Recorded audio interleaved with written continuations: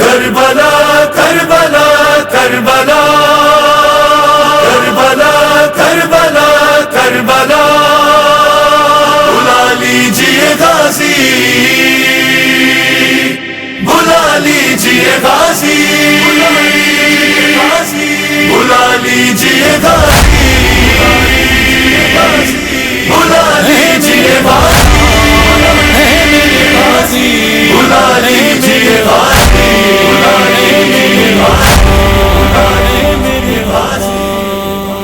کربلا مجھ کو بلا لو غازی کربلا مجھ کو بلا لو غازی اپنا زوار بنا لو غازی کربلا مجھ کو بلا لو غازی اے مولا آپ کو مادر زینب کی قسم آپ کو خواہر زینب کی قسم آپ کو چادر زینب کی قسم آپ کو قیصر زینب کی قسم آپ کو قیصر زینب کی قسم ایسا ہو جائے مقدر میرا آپ کے در پہ جھکے سر میرا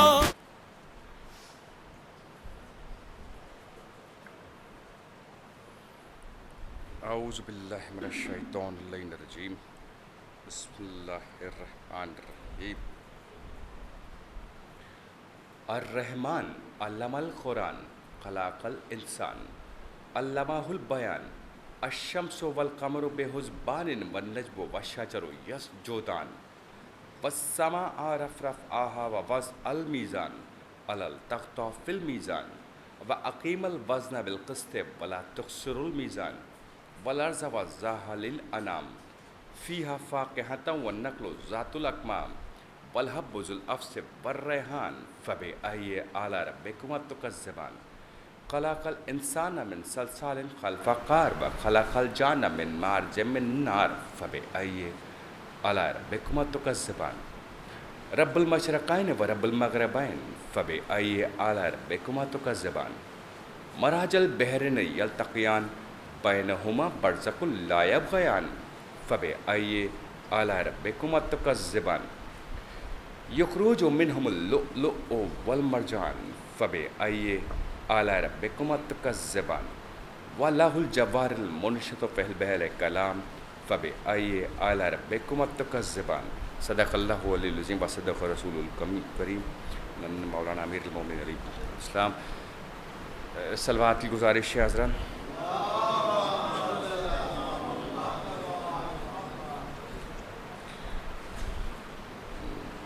حضرات دعائے صنم قریش کا اردو ترجمہ آپ کی خدمت میں پیش کر رہا ہوں. ایک اور صلوات کی گزارش ہے حضرات.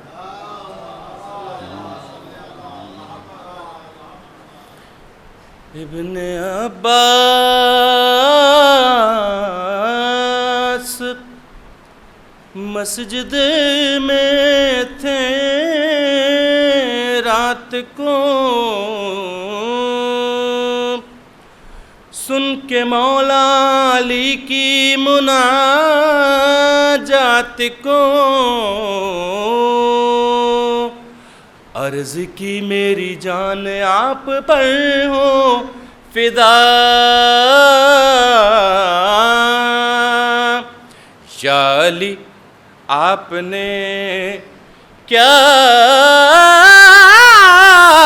پڑھی ہے دعا پھر دعا ان کو مولا نے تعلیم کی ابن عباس نے دل سے تسلیم کی پہلے صلی علی مرتضیٰ نے کہا پھر دعا کا چلائے اس طرح سلسلہ دونوں باطل کے معبودوں پر لعن ہو ان کی دو بیٹیوں کے بھی سرلان ہو اے خدا دونوں دشمن ہیں اسلام کے دونوں منکر ہیں ایمان و احکام کے اے خدا خدا، اے خداوند دونوں پتولان کر، ان کے ہر دوست اور ہر مددگار پر، ان کے ہر دوست اور ہر مددگار پر۔ تیرے دشمن سے دونوں نے کی دوستی، کی رسول اور قرآن سے دشمنی، تیرے احکام کو بھی معطل کیا، کفر و انحاد سے دین کو مہمل کیا۔ اے خدا، اے خدا، تیرے شہروں میں بندوں میں پھیلایا شر، ظلم کر کے اجاڑا نبوت کا گھر۔ اے خدا، اے خدا، ظلم سے کی امامت کی بے حرمتی، اہل بیت نبوت کی توہین کی، ظالموں نے جلایا در سیدہ، پسلیاں توڑ دی قتل محسن ہوا۔ اے خدا، اے خدا، قبضہ کر کے پیغمبر کی میراث پر، ظلم زہرا پڑھایا فدق چھین کر، مصطفیٰ کے عزیزوں کو رسوا کیا، ہر منافق کو عزت دی اونچا کیا۔ اے خدا، اے خدا، کفر و ظلم و ستم کی اشاعت بھی کی، جو امانت تھی اس میں خیانت بھی کی، آیتوں اور حدیثوں کو جھٹلا دیا، جھوٹ پر ہے کہ باطل کو قائم کیا۔ اے خدا، اے خدا، اے خدا، ان پر نفرین فرما صدا، دے عمل کے عدد کے مطابق سزا، کل فرائض بھی سنت بھی تبدیل کی، رسم توڑی وصیت بھی تبدیل کی۔ اے خدا، اے خدا، حق جو تھا کفر سے کچھ کا کچھ کر دیا، ظلم سے جور سے دین کو بھر دیا، جو معین تھی راہیں بدل دی گئی، بیعتیں توڑ کر سازشیں کی گئیں۔ اے خدا، اے خدا، ہر ثبوت اور گواہی چھپائی گئی، خمس کھا کر تباہی مچائی گئی، ایسے ہیلے بہانے تراشے گئے، لوگ آل نبی کو بھلاتے گئے۔ اے خدا، اے خدا، ان کا جو ساتھ دے جو پرستار ہو، اے خدا اس پر لعنت لگاتار ہو، جو کرے پیروی جبت و طاغوت کی، اے خدا اس پر نفرین کر دائمی۔ اے خدا، اے خدا، ایسی لعنت کبھی ختم مدت نہ ہو، دشمنوں کو عذابوں سے فرصت نہ ہو، جس پہاڑی پہ یہ جاں بچا کر چڑھے، ان پلانات بھی اس کے برابر پڑے اے خدا اے خدا مانے جو ان کے اقوال و احکام کو اس پلانت برا اس کا انجام ہو کفر کی پیروی کرنے والوں کے ساتھ جو کھڑے ہوں انہیں جکڑ لعنت کے ہاتھ اے خدا اے خدا جبت نے چھینا مسند کا منبر کا حق اور دبایا وصی پیمبر کا حق دین میں بدعتیں ایسی ایجاد کی جتنی پابندیاں تھیں سب آزاد کی اے خدا اے خدا یوں حلال نبی کو منع کر دیا اجر کا منقطع کر دیا لعن اول سے آخر تک ایسی رہے جو ہمیشہ ہمیشہ ہی باقی رہے ان پر نازل ہو ایسا عذاب خدا اہل دوزخ میں ہو جائے محشر بپا اے خدا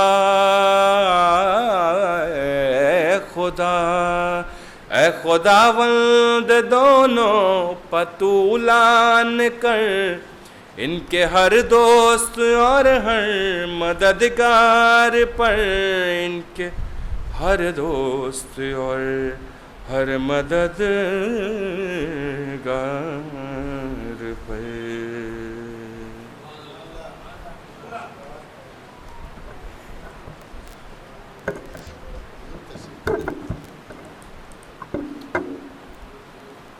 صلوات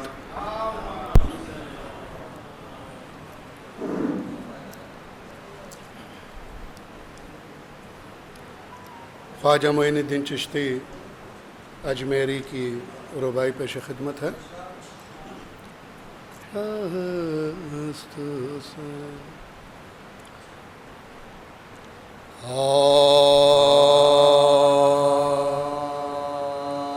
شاہ است حسین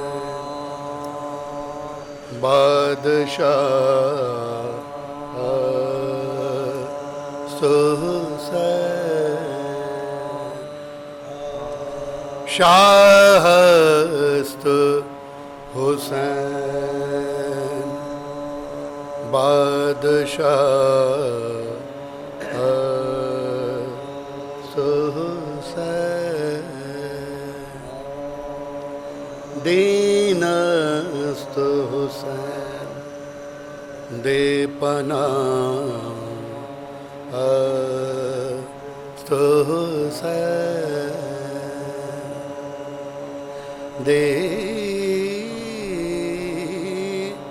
است حسین دے پناہ است حسین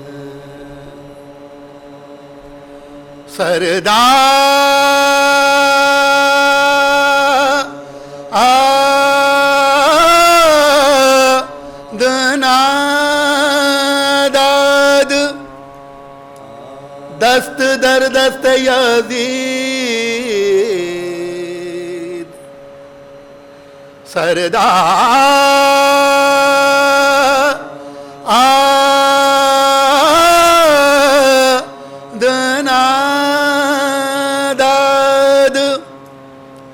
دست در دست یزید حقا کے بنا لا الہ است حسین شاہ است حسین بادشاہ است حسین. آداب. بعد بلند نعرہ صلوات.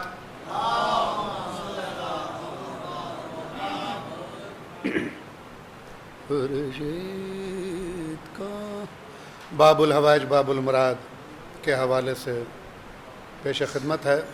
مومنین کی خاص توجہ چاہوں گا.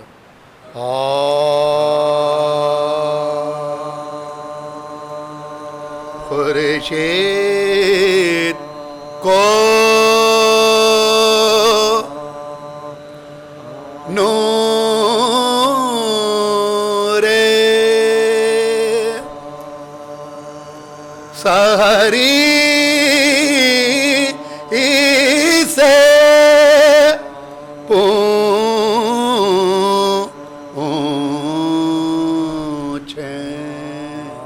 مومنین خاص توجہ چاہوں گا آپ لوگوں کی. خورشید کو نور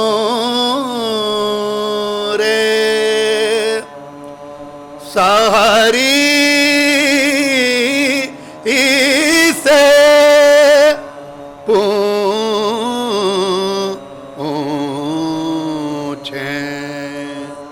ہیرے کی قدر جوہری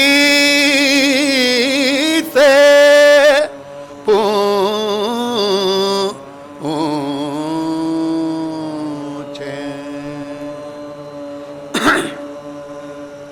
عباس کی قدر غیر کیا جانے. عباس کی قدر غیر کیا جانے. ارے پوچھیں تو حسین ابن علی سے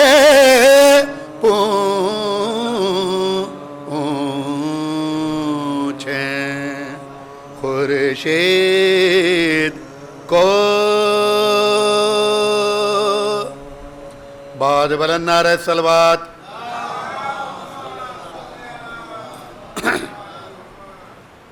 محرم کا آخری وقت چل رہا ہے. سفر امام حسین علیہ السلام شام کے راستے میں ہے. اسی مناسبت سے رقت کا ایک سوز پیش خدمت ہے. کارواں سالار جب کارواں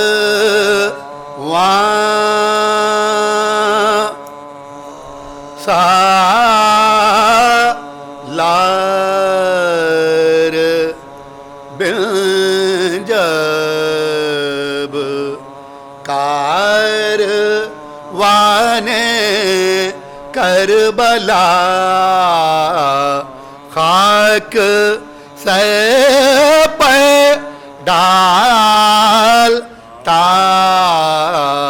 وہ دشت ویراں سے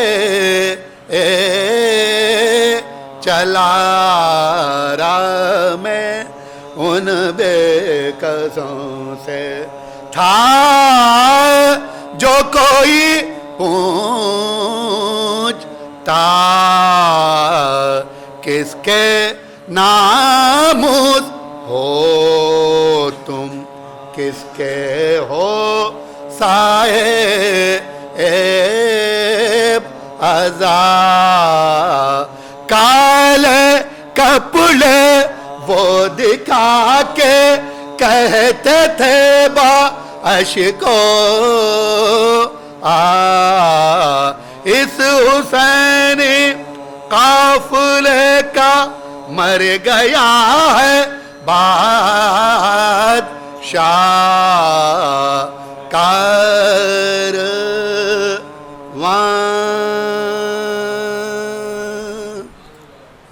آداب آداب آداب. چند اشعار سلام کے پیش خدمت ہیں. مومنین کی خاص توجہ چاہوں گا. پہلے خدا نے نور کا پیکر بنا دیا، پہلے خدا نے نور کا پیکر بنا دیا، پھر مصطفیٰ کو شفیع محشر بنا دیا، پہلے خدا نے نور کا پیکر خاص سبب چاہوں گا، دیا، پڑھتے ہیں جب زیارت حور سوچتے ہیں ہم، پڑھتے ہیں جب زیارت حور سوچتے ہیں ہم، قطرے کو شاہدی نے سمندر بنا دیا، پہلے خدا نے نور کا پیکر بنا دیا، شیر و وغار میں واقعہ کربلا کے بعد، شیر و وغار میں واقعہ کربلا کے بعد، عباس کی وفا نے نیا در بنا دیا، پہلے خدا نے نور حاصل کمال اشعار پیش کرنے کی سعادت حاصل کر رہا ہوں۔ حق علی کو شعر غزل فر بنا دیا، حق نے علی کو شعر غزل فر بنا، ارے تلوار دے کے فاتح خیبر بنا، سلوات بھیجیں حضرات،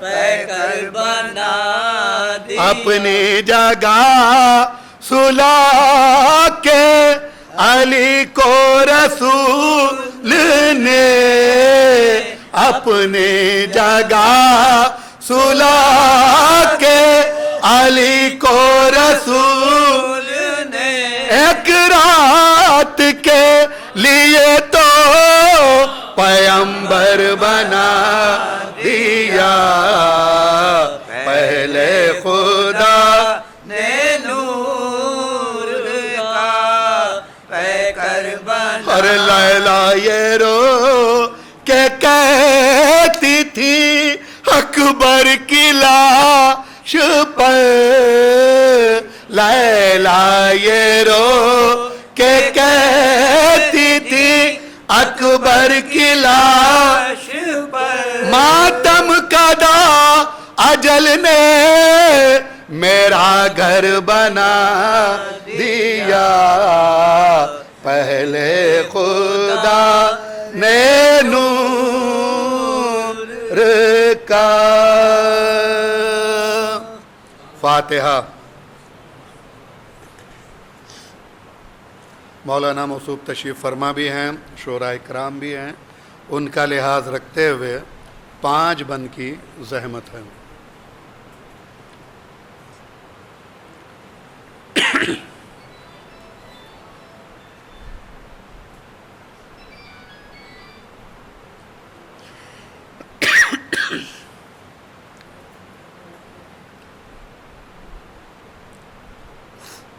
قدیم ترین مرثیہ آپ کی سماعتوں کے حوالے کر رہا ہوں۔ قید خانے میں تلا تم ہے کہ ہند آتی ہے، قید خانے میں تلا تم ہے کہ ہند آتی ہے، دختر فاطمہ غیرت سے موئی جاتی ہے، روح قالب میں وہ زندان میں گھبراتی ہے، ہر بے حواسی سے ہر ایک باری یہ چلاتی ہے، بے حواسی سے ہر ایک باری یہ چلاتی ہے، آسماں دور زمیں سخت کدھر جاؤں میں،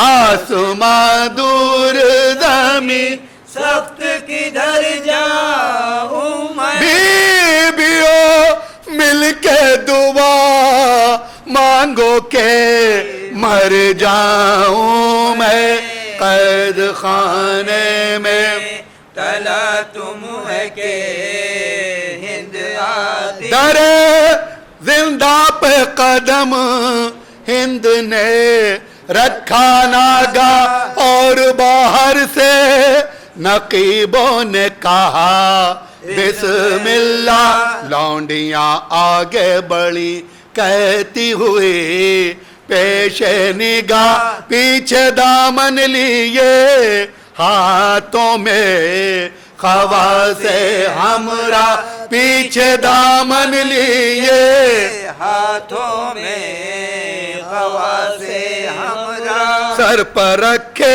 کوئی کرسی زبر جد آئی، سر پر رکھے کوئی کرسی زبر جد آئی، کوئی بغلوں میں لیے تکیو مسند آئی، قید خانے میں تلا تم ہے کہ ہند آتی، گرد عابد کے پیری پھر وہ بحال تغیر، ارے رکھ دیا پاؤں پہ سر اپنا اٹھا کر زنجیر، بولے وہ کون یہ چلائی کنیز شبیر، السلام رسنو توقو سلاسل کے اسیر، السلام رسنو توقو سلاسل کے اسیر، ہے وصیت کا مال مرنے پہ تیار ہے تو، ہے وصیت کا مال مرنے پہ تیار ہے تو، کچھ کفن کے لیے رکھتا ہے کہ نادار ہے تو، قید خانے میں تلا تم ہے کہ ہند آتی، غم نہ کھا گورو کفن میں تجھے دوں گی واللہ، ننگے سر تیرے جنازے کے چلوں گی ہمراہ، رونے والے تیرا کیا نام ہے، کیسا ہے تباہ، بولے مولا بھی 40 برس جینا ہے آ، بولے مولا بھی 40 برس جینا ہے آ، نام بے کس بھی ہے، قیدی بھی ہے، نادار بھی ہے، نام بے کس بھی ہے، قیدی بھی ہے، نادار بھی ہے، حال یہ ہے کہ اسیری بھی ہے، آخری بندو ختم دعا، قید خانے میں تلا تم ہے کہ ہند آتی، سن کے عابد کا کلام اس نے یہ کنیزوں سے کہا، صاف کعبے کے فصیحوں کا ہے لہجہ بخدا، ارے مل گیا حیدر کرار کی باتوں کا مزہ، اب چلو رانڈوں سے پوچھو نا اسے دو ایزا، اب چلو رانڈوں سے پوچھو نا اسے دو ایزا، پاس بیووں کے جو وہ صاحب حشمت آئی، پاس بیووں کے جو وہ صاحب حشمت آل خاتون قیامت پر قیامت آئے قید خانے میں تلا تم ہے کہ ہند آتی ہے.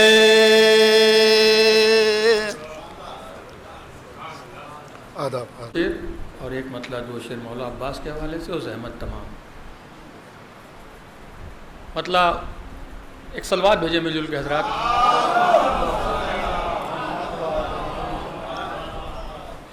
ایک مصرع ہوا تھا میرے مولا میری عزت سرے بازار رکھی ہے. مطلع سنیے اسد بھائی. قدم اٹھتے نہیں لشکر نہیں ہمت ہار رکھی ہے. شہنواز بھائی سنیے گا مطلع. قدم اٹھتے نہیں لشکر نہیں ہمت ہار رکھی ہے. زمیں پر خط ہے یا عباس نے تلوار رکھی ہے. زمیں پر خط ہے یا عباس نے تلوار رکھی ہے. شعر سنیے گا بطور خاص صرف دو شعر اور ایک مطلع دو شعر امام حسین علیہ السلام کے حوالے سے اور زحمت تمام. خصوصی توجہ اس شعر پر. ایک منظر ہے. ادھر قدموں میں ہے دریا ادھر سہما ہوا لشکر. ادھر قدموں میں ہے دریا ادھر سہما ہوا لشکر. وفا اس پار رکھی ہے نظر اس پار رکھی ہے. وفا اس پار. وقار بھائی یہ شعر سنیے گا. وفا اس پار رکھی ہے نظر اس پار رکھی ہے. رعایتیں دیکھیے گا. ستم آواز اونچی کس طرح کرتا کہ عابد نے. ستم آواز اونچی کس طرح کرتا کہ عابد نے. دبا کر پاؤں میں زنجیر کی جھنکار رکھی ہے. دیکھیے وعدے کے مطابق آخری میں ایک مطلع دو شعر اور زحمت تمام. سنیے گا. اپنی شاعری کا ایک قیمتی شعر پیش کروں گا اور اپنی جگہ لے لوں گا. قدم اٹھتے نہیں لشکر نہیں ہمت ہار رکھی ہے. زمیں پر خط ہے یا عباس نے تلوار رکھی ہے. سنیے اسد بھائی مطلع سنیے گا. خصوصی توجہ. کربلا والوں کی جتنی بے کسی بڑھتی گئی. کربلا والوں کی جتنی بے کسی بڑھتی گئی. ارے اور اتنی قوت پیغمبری بڑھتی گئی. اور اتنی. صرف دو شعر سنیے گا اس کلام کے اور زحمت تمام. بطور خاص یہ دو شعر. اور اتنی قوت تو آفری اے جانثاران حسین ابن علی. آفری اے جانثاران حسین ابن علی. ارے موت سے کھیلا کیے اور زندگی بڑھتی گئی. موت سے کھیلا کیے اور زندگی بڑھتی گئی. سچائی ہو تو آخری مجمع تک دعاؤں سے نوازیے گا. یہ شعر بطور خاص آخری شعر اور زحمت تمام.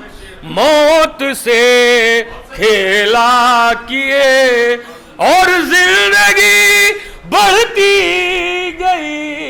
بھائی تو ہم نے دیکھا ہے شب عاشور ایسا معجزہ, ہم نے دیکھا ہے شب عاشور ایسا معجزہ. ارے شمع گل ہوتی گئی اور روشنی بڑھتی گئی, شمع گل ہوتی گئی. جناب اسد نصر آبادی صاحب سے گزارش ہے وہ تشریف لائیں ممبر پہ اور ان کے استقبال میں نعرہ صلوات اللہم صلی علی محمد و علی محمد.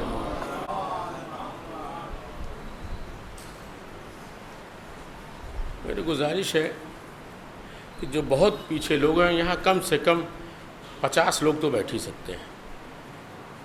آپ تشریف لائیے ذرا صاحب, ابھی مولانا بھی آئیں گے. اچھا بھائی آئیے, پپو بھائی, گڈو بھائی.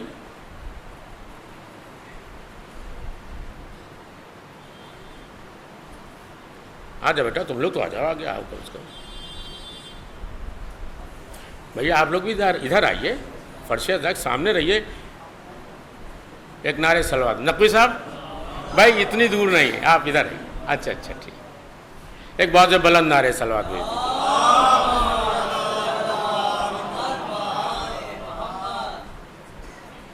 چار مصرے میں اولاً پیش کرتا ہوں, اس کے بعد وہ مطلع کچھ شعر میں پیش کروں. کہ تنہا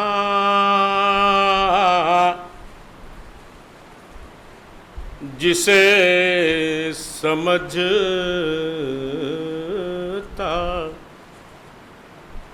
رہا شام کا یزید.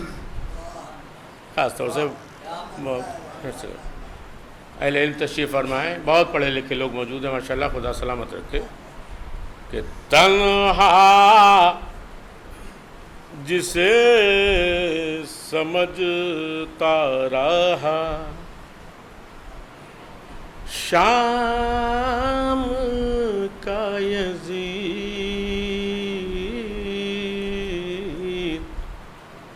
لاکھوں کروڑوں آج ہیں اس بے وطن کے ساتھ. آدھر گڈ. لاکھوں جا کے اربعین میں دیکھے کوئی, 7 لاکھ 8 لاکھ, خدا سلامت رکھے.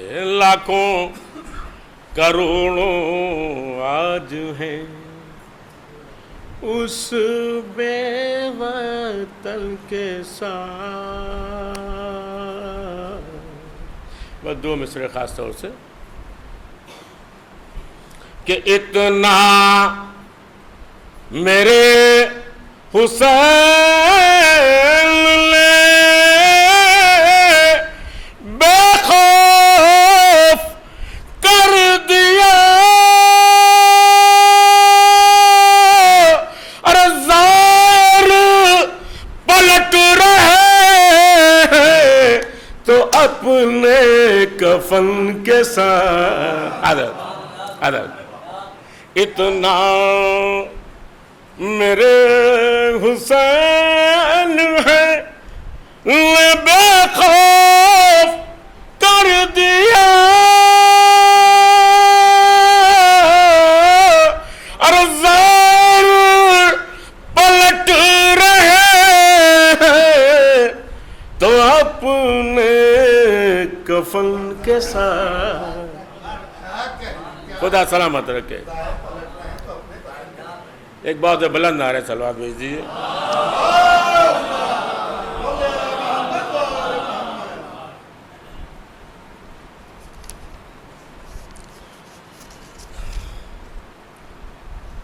میں کچھ اور پڑھنا چاہ رہا تھا لیکن وہ نیا کلام ہے.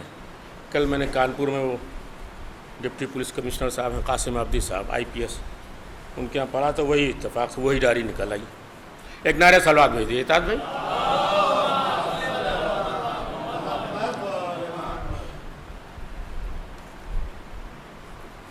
مصرع تھا کہ فرش عذاب پہ شہ کے عزادار آئے ہیں.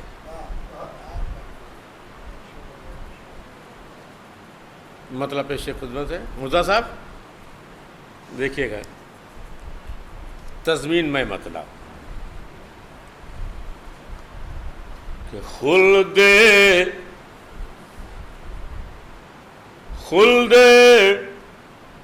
بری کے اصل میں.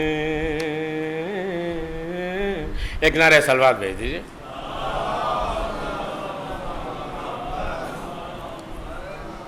آئیے سرکار آئیے.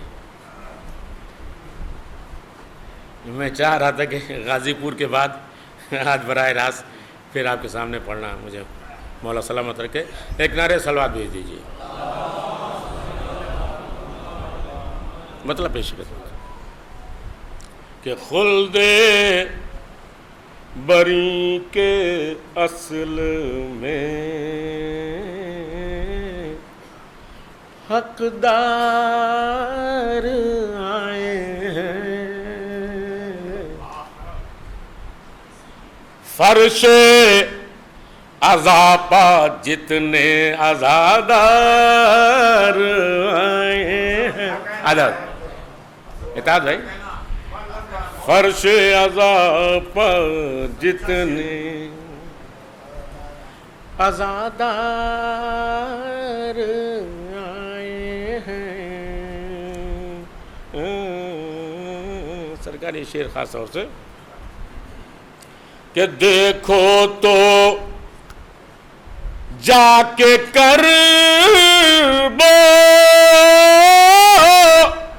بلا اربعین میں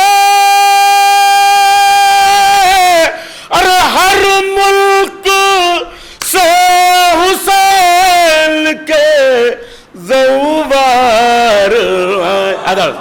ادر ہر ملک سے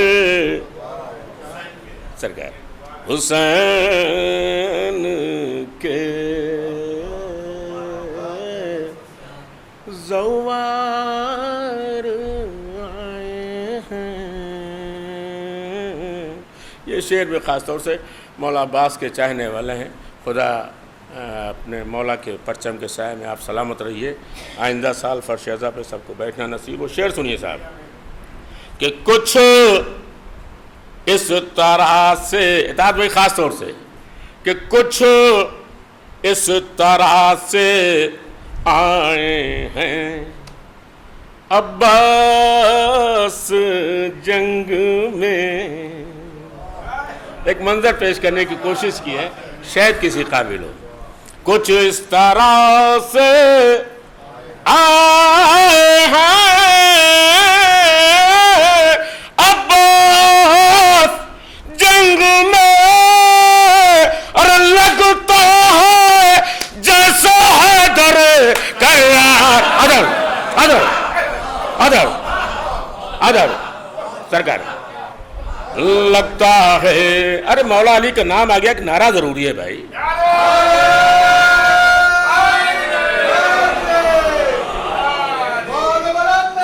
ماشاءاللہ. خدا سلامت رکھے نواز, خدا سلامت رکھے فرض. سرکار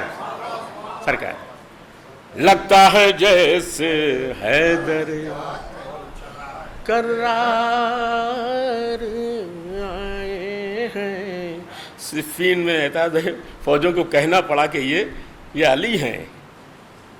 لگتا ہے جیسے حیدر کرار آئے ہیں. اس میں 4 شعر چھوڑوں گا کیونکہ مولانا صاحب کو پورا وقت دینا ہے اور تاخیر بھی ہو گئی ہے اور آپ کو سننا بھی ہے مجھے. بس اس میں 2 شعر اور سنیے اور مقطع پیش کریں. سنیے صاحب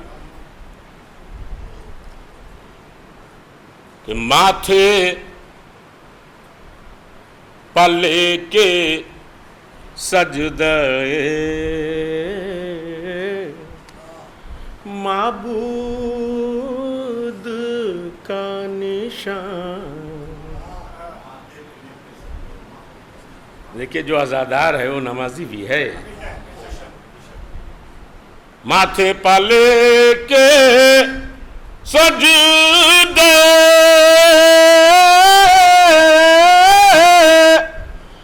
معبود کا نشان اور فرش عذاب کے عزادار. عدل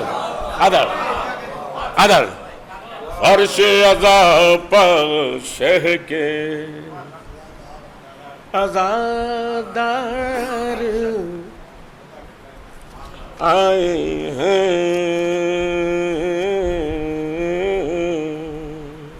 سرکار یہ دو مصرے کہہ کر کے بڑی تقویت مجھے محسوس ہوئی. خدا آپ کو سلامت رکھے. میں شعر پیش کرتا ہوں خاص طور سے کہ کرب و بلا میں آنو محمد کی شکل میں. شہزادی بی بی زینب کے بچوں کا ذکر ہونے جا رہا ہے. سنیے صاحب بھائی. کرب و بلا میں آنو محمد کی شکل میں اور غل پڑ گیا کہ جعفر تیار. ادھر سرکار غل پڑ گیا کہ جعفر. ادھر نانا ادھر دادا. غل پڑ گیا کہ جعفر تیار آئے ہیں. اس میں نے کہا کہ 4 شعر چھوڑا ہوں, بس ایک شعر اور مقطع خاص ہو. سرکار ایک نعرہ سلوات بھیجیے تھا سر.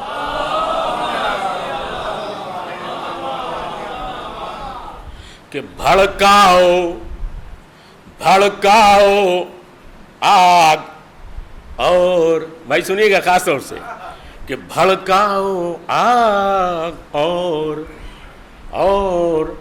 فرشتوں نے دی صدا. مصرے ثانی بہت پڑھے لکھے لوگ موجود ہیں, خدا سلامت رکھے. سنیے صاحب کہ بھڑکاؤ آگ اور فرشتوں نے دی صدا.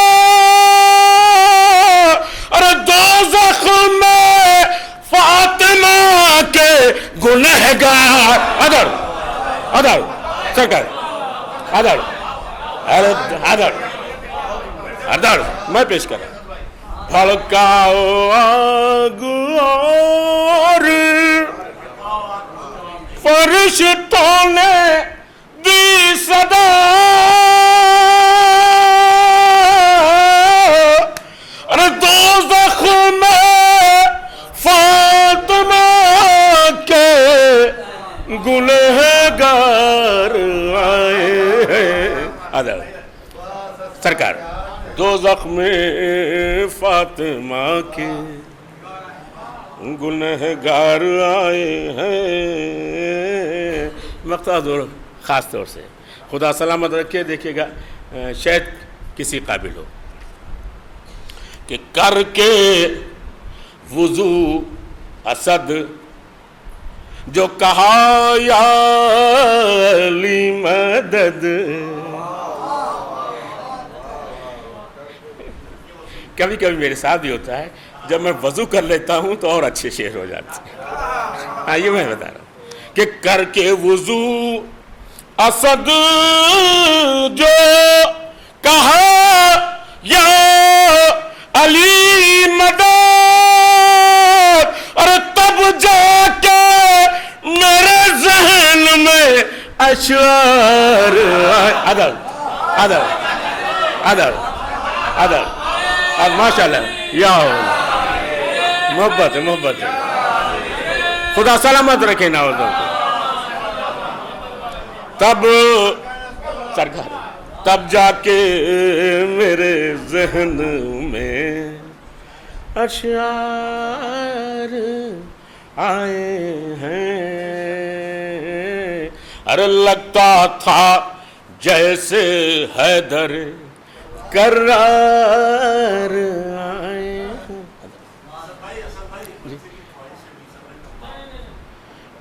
نہیں ٹائم تھوڑا ٹائم کوشش ہے کہ ممبر پہ تشریف لائیں اور مجلس کو کتاب فرمانے کی زحمت لیں۔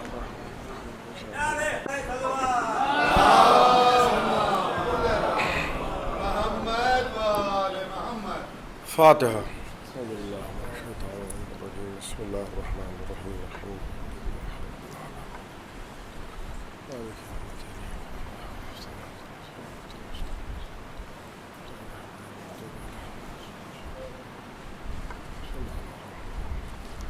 اعوذ باللہ من الشیطان اللعین الرجیم، بسم اللہ الرحمن الرحیم، الحمد للہ الذی لا یفرغ منع والجمود ولا یبدیہ عطاء والجود، اذ کل موت منتقص سواہ وکل مانع مذموم ما خلاہ، هو المنان بفوائد النعم وأوائد المزید والقسم، ما اختلف علیہ دہر فیختلف منہ الحال، ولو کان فی مکان فیجوز علیہ الانتقال، جلت عظمتہ، والصلاة والسلام علی النبی الأمی الخاتم لما سبق والفاتح لمن غلق، المعلن الحق بالحق ابی القاسم محمد،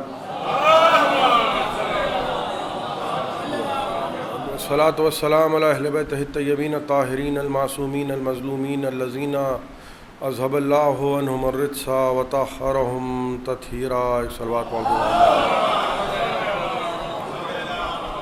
اما بعد فقد قال سبحانہ وتعالی فی محکم کتابہ المجید ومتقن خطابہ الحمید وقولہ الحق، بسم اللہ الرحمن الرحیم، رسولا مبشرین ومنذرین لئن لا یکون للناس علی اللہ حجۃ بعد رسول۔ ایک صلوات پڑھ دیں محمد وآل محمد۔ حضرات، سب سے پہلے گزار ہوں کہ ایک مرتبہ سورہ حمد اور 3 مرتبہ قل اللہ کی تلاوت فرما کر مرحوم احمد کمال زیدی ابن محمد ہارون زیدی صاحب اور ذوالفقار حیدر ترمذی صاحب ابن وزیر حسن ترمذی صاحب کے روح کو اصحال ثواب فرما دیں۔ بسم اللہ۔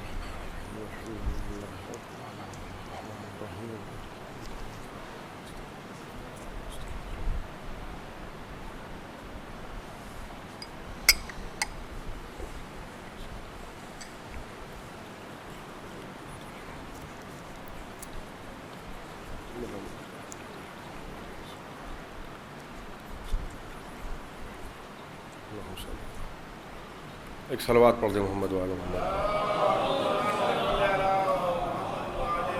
حضرات، کوشش کروں گا کہ گفتگو جو ہے وہ اتنی زیادہ طولانی نہ ہو کہ آپ حضرات کے اذہان عالیہ پہ بار پڑے، اور اتنی مختصر بھی نہ ہو کہ میزبان کو شکایت ہو جائے۔ میں نے قرآن مجید کے جن الفاظ کی تلاوت کا شرف حاصل کیا ہے، ارشاد رب العزت ہے کہ ہم نے لگاتار رسولوں کو بھیجا، یہ جو ہدایت کی ذمہ داری ہے یہ سب کی سب اللہ نے اپنے اوپر لی ہے۔ جناب موسیٰ علیہ السلام جب فرعون کے دربار میں پہنچے تھے تو فرعون جو تھا وہ فرعونیت کے عروج پر تھا، تو اس نے جناب موسیٰ علیہ السلام سے اور جناب ہارون سے پوچھا کہ تمہارا رب ہے کیا چیز، اور اس کا لفظ کیا تھا؟ قرآن کہہ رہا ہے کہ وما ربکما، تمہارا رب ہے کیا چیز؟ تو جناب موسیٰ علیہ السلام نے خدا کا تعارف یہ کہہ کے کروایا کہ ربنا الذی آتا کل شیء خلقہ ثم ہدی، میرا رب وہ ہے کہ جس نے ہر چیز کو خلق کیا اور اس کی ہدایت کی۔ تو اللہ جو ہے صرف خلق نہیں کرتا ہے بلکہ ہدایت بھی کرتا ہے، اور یہ جو ہدایت کی ذمہ داری ہے یہ صرف اللہ کی ہے، یہ ہدایت کی ذمہ داری کسی مولوی صاحب کی نہیں ہے، کسی یونیورسٹی کے پروفیسر کی نہیں ہے، کسی لیکچرار کی نہیں ہے، کسی شاعر کی نہیں ہے، کسی ادیب کی نہیں ہے، کسی معلم، کسی مدرس، کسی حوزہ علمیہ کے بہت بڑے استاد کی نہیں ہے، کسی آیت اللہ العظمیٰ کی نہیں ہے۔ ہدایت کی ساری ذمہ داری خدا کی ہے۔ اور فرمانا تو قبل اس کے کہ میں اصل گفتگو شروع کروں، ایک اصحال ثواب کی مجلس ہو، میں چاہتا ہوں کہ چند جملے موت و حیات کے بارے میں چند جملے میرے سن لیجئے گا تاکہ وہ بات جو ہے وہ اپنے موضوع سے متصل ہو جائے۔ دیکھیے نبی نے 5 حدیثیں بیان فرمائی ہیں. جو بھی دنیا میں آیا ہے وہ ظاہر سی بات ہے کہ ایک نہ ایک دن خالق حقیقی کی طرف پلٹ جائے گا. نبی نے 5 حدیثیں بیان فرمائی ہیں اور پنجتن پاک کے صدقے میں میں چاہتا ہوں کہ یہ 5 حدیثیں آپ حضرات کی سماعتوں کے لیے نظر کر دوں. لیکن یہ جو 5 حوالے ہیں یہ کسی شیعہ کتاب سے میں نہیں دے رہا ہوں آپ کو. علامہ متقی ہندی ہمارے برادران اہل سنت کے بزرگ علماء میں ان کا شمار ہوتا ہے. انہوں نے اپنی کتاب کنز العمال میں نبی کی 5 حدیثیں لکھی ہیں. اور کمال کی بات یہ ہے کہ یہ حدیثیں جو نبی نے بیان فرمائی ہیں یہ سب کے سب صحابیوں کے بیچ میں بیان فرمائی ہیں. یعنی رضی اللہوں کے مجمع میں نبی نے علیہ السلاموں کے فضائل بیان کیے ہیں. اور نبی نے وہ 5 حدیثیں کیا بیان فرمائی ہیں؟ نبی نے فرمایا کہ دیکھو الا ومن مات علی حب آل محمد مات شہیدا. دیکھو آگاہ ہو جاؤ جس کے دل میں کس سے کہہ رہے ہیں؟ وہابیوں سے نہیں کہہ رہے ہیں, صحابیوں سے کہہ رہے ہیں, ذہن میں رکھیے گا. اور نبی کیا کہہ رہے ہیں؟ الا ومن مات علی حب آل محمد مات شہیدا. دیکھو آگاہ ہو جاؤ جس کے دل میں میری اولاد کی محبت ہوگی وہ شہید ہوگا. دوسری حدیث علامہ متقی ہندی کیا لکھ رہے ہیں کہ نبی نے فرمایا کہ الا ومن مات علی حب آل محمد مات تائبا. دیکھو آگاہ ہو جاؤ جو میری اولاد کی محبت میں اس دنیا سے رخصت ہو جائے گا وہ توبہ کیا ہوا مرے گا. تیسری حدیث جو نبی نے بیان فرمائی وہ کیا فرمائی کہ انہوں نے لکھا کہ نبی نے فرمایا کہ الا ومن مات علی حب آل محمد مات مغفورا. دیکھیے 3 جملے نبی نے دیے ہیں, شہید مرا, توبہ کیا ہوا مرا, مغفرت کیا ہوا مرا. اب 5ویں حدیث, چوتھی حدیث جو انہوں نے لکھی ہے وہ لکھتے ہیں کہ نبی نے فرمایا الا ومن مات علی حب آل محمد ماتا کمن ولد من بطن امہ. دیکھو آگاہ ہو جاؤ جو میری اولاد کی محبت دل میں محبت ہوتی ہے اور اس دنیا سے رخصت ہوتا ہے وہ 100 برس کا ہو کے مرے, 90 برس کا ہو کے مرے, 80 برس کا ہو کے مرے. ہوتا ایسا ہے کہ من ولدا من بطن امہ کہ ماں کے پیٹ سے ابھی پیدا ہوا اور ابھی اس دنیا سے رخصت ہو گیا. اور فرما رہے ہیں یعنی نامہ اعمال میں اس کے کوئی گناہ نہیں لکھا جا رہا ہے. تو شہید ہے نبی کہہ رہے ہیں جس کے دل میں میری اولاد کی محبت ہے, گھر میں مر رہا ہے, بستر مرگ پہ مر رہا ہے. اور فرما رہے ہیں نہ تیر لگا, نہ تلوار, نہ نیزہ, نہ تبر, نہ میدان جنگ, گھر میں ہے, طبی و فطری موت مر رہا ہے. نبی کہہ رہے ہیں شہید ہے. اور فرما رہے ہیں نبی کہہ رہے ہیں توبہ کیا ہوا ہے, نبی کہہ رہے ہیں مغفرت کیا ہوا ہے. اور چاہے جتنا بوڑھا ہو کے اس دنیا سے رخصت ہو, نبی کیا کہہ رہے ہیں کہ ایسا ہے کہ گویا ابھی پیدا ہوا اور ابھی اس دنیا سے رخصت ہو گیا. آپ متوجہ ہیں؟ اب 5ویں حدیث جو انہوں نے لکھی وہ کیا لکھی؟ نبی نے فرمایا دیکھیے جب ہم کسی کو قبر کی تاریکیوں کے حوالے کر دیتے ہیں, میں نوجوانوں کے لیے عرض کر رہا ہوں, بزرگ مجھ سے بہتر جانتے ہیں, شوق بقراتیت مجھے بالکل نہیں ہے, صرف خالصتاً میں نوجوانوں کے لیے عرض کر رہا ہوں. نبی نے فرمایا دیکھیے جب ہم کسی کو قبر کی تاریکیوں کے حوالے کرتے ہیں تو بڑی طویل برزخ کی زندگی ہے, پھر جب قیامت آئے گی تب معلوم ہوگا کہ کون جنت میں جائے گا اور کون جہنم میں جائے گا. آپ قبر کے حوالے کر کے کسی کو یہ نہیں کہہ سکتے کہ یہ سیدھا جنت میں جائے گا. یہ تو قیامت کے دن معلوم ہوگا کہ کون جنتی ہے, غور فرما رہے ہیں, اور کون جہنمی ہے. مگر 5ویں حدیث جو نبی نے بیان فرمائی, علامہ متقی ہندی لکھتے ہیں کہ الا ومن مات علی حب آل محمد جعل اللہ قبرہ روضۃ من ریاض الجنہ. دیکھو میری اولاد کی محبت میں جو اس دنیا سے رخصت ہو جاتا ہے خدا اس کی قبر کو جنت کے روضوں میں ایک روضہ بنا دیتا ہے. اور فرما رہے ہیں ایک صلوات پڑھ دیں محمد و آل محمد. اچھا ہم کو ایک ایڈوانٹیج حاصل ہے, ہم کو ایک ایڈوانٹیج حاصل ہے, وہ ہمارے علاوہ کسی کو حاصل نہیں ہے, اس لیے کہ ہم وہ خلیفتہ بلا فصل والے ہیں. ہمارے یہاں بات شروع ہوتی ہے نبی سے اور بلا فصل پہنچ جاتی ہے مولا علی تک. ہمیں نہ کوئی قوامہ لگانا ہوتا ہے, نہ کوئی فل اسٹاپ لگتا ہے, نہ ہجے لگتے ہیں, نہ زیر زبر, نہ پیش, کچھ نہیں. سیدھے گفتگو شروع ہوئی نبی سے اور بات پہنچ گئی اپنے آپ علی تک. توجہ فرمائیے کہ نبی کیا کہہ رہے ہیں کہ جو میری اولاد کی محبت میں اس دنیا سے رخصت ہوتا ہے خدا اس کی قبر کو جنت کے روضوں میں ایک روضہ بنا دیتا ہے. اور علی کیا کہہ رہے ہیں کہ چاہنے والے قبر میں تمہاری سب سے پہلے ہم آئیں گے. علی کیا کہہ رہے ہیں؟ چاہنے والے قبر میں سب سے پہلے ہم آئیں گے. تو علی کے چاہنے والوں سے میں گفتگو کر رہا ہوں, میں کسی اور سے گفتگو نہیں کر رہا ہوں. بھائی دل پہ ہاتھ رکھ کے بتائیے جس قبر میں علی سے ملاقات ہو جائے وہ قبر جنت کے روضوں میں روضہ نہ ہوگی تو اور کیا ہوگی. اور ہمارے ایک صلوات پڑھتے ہیں محمد و آل محمد.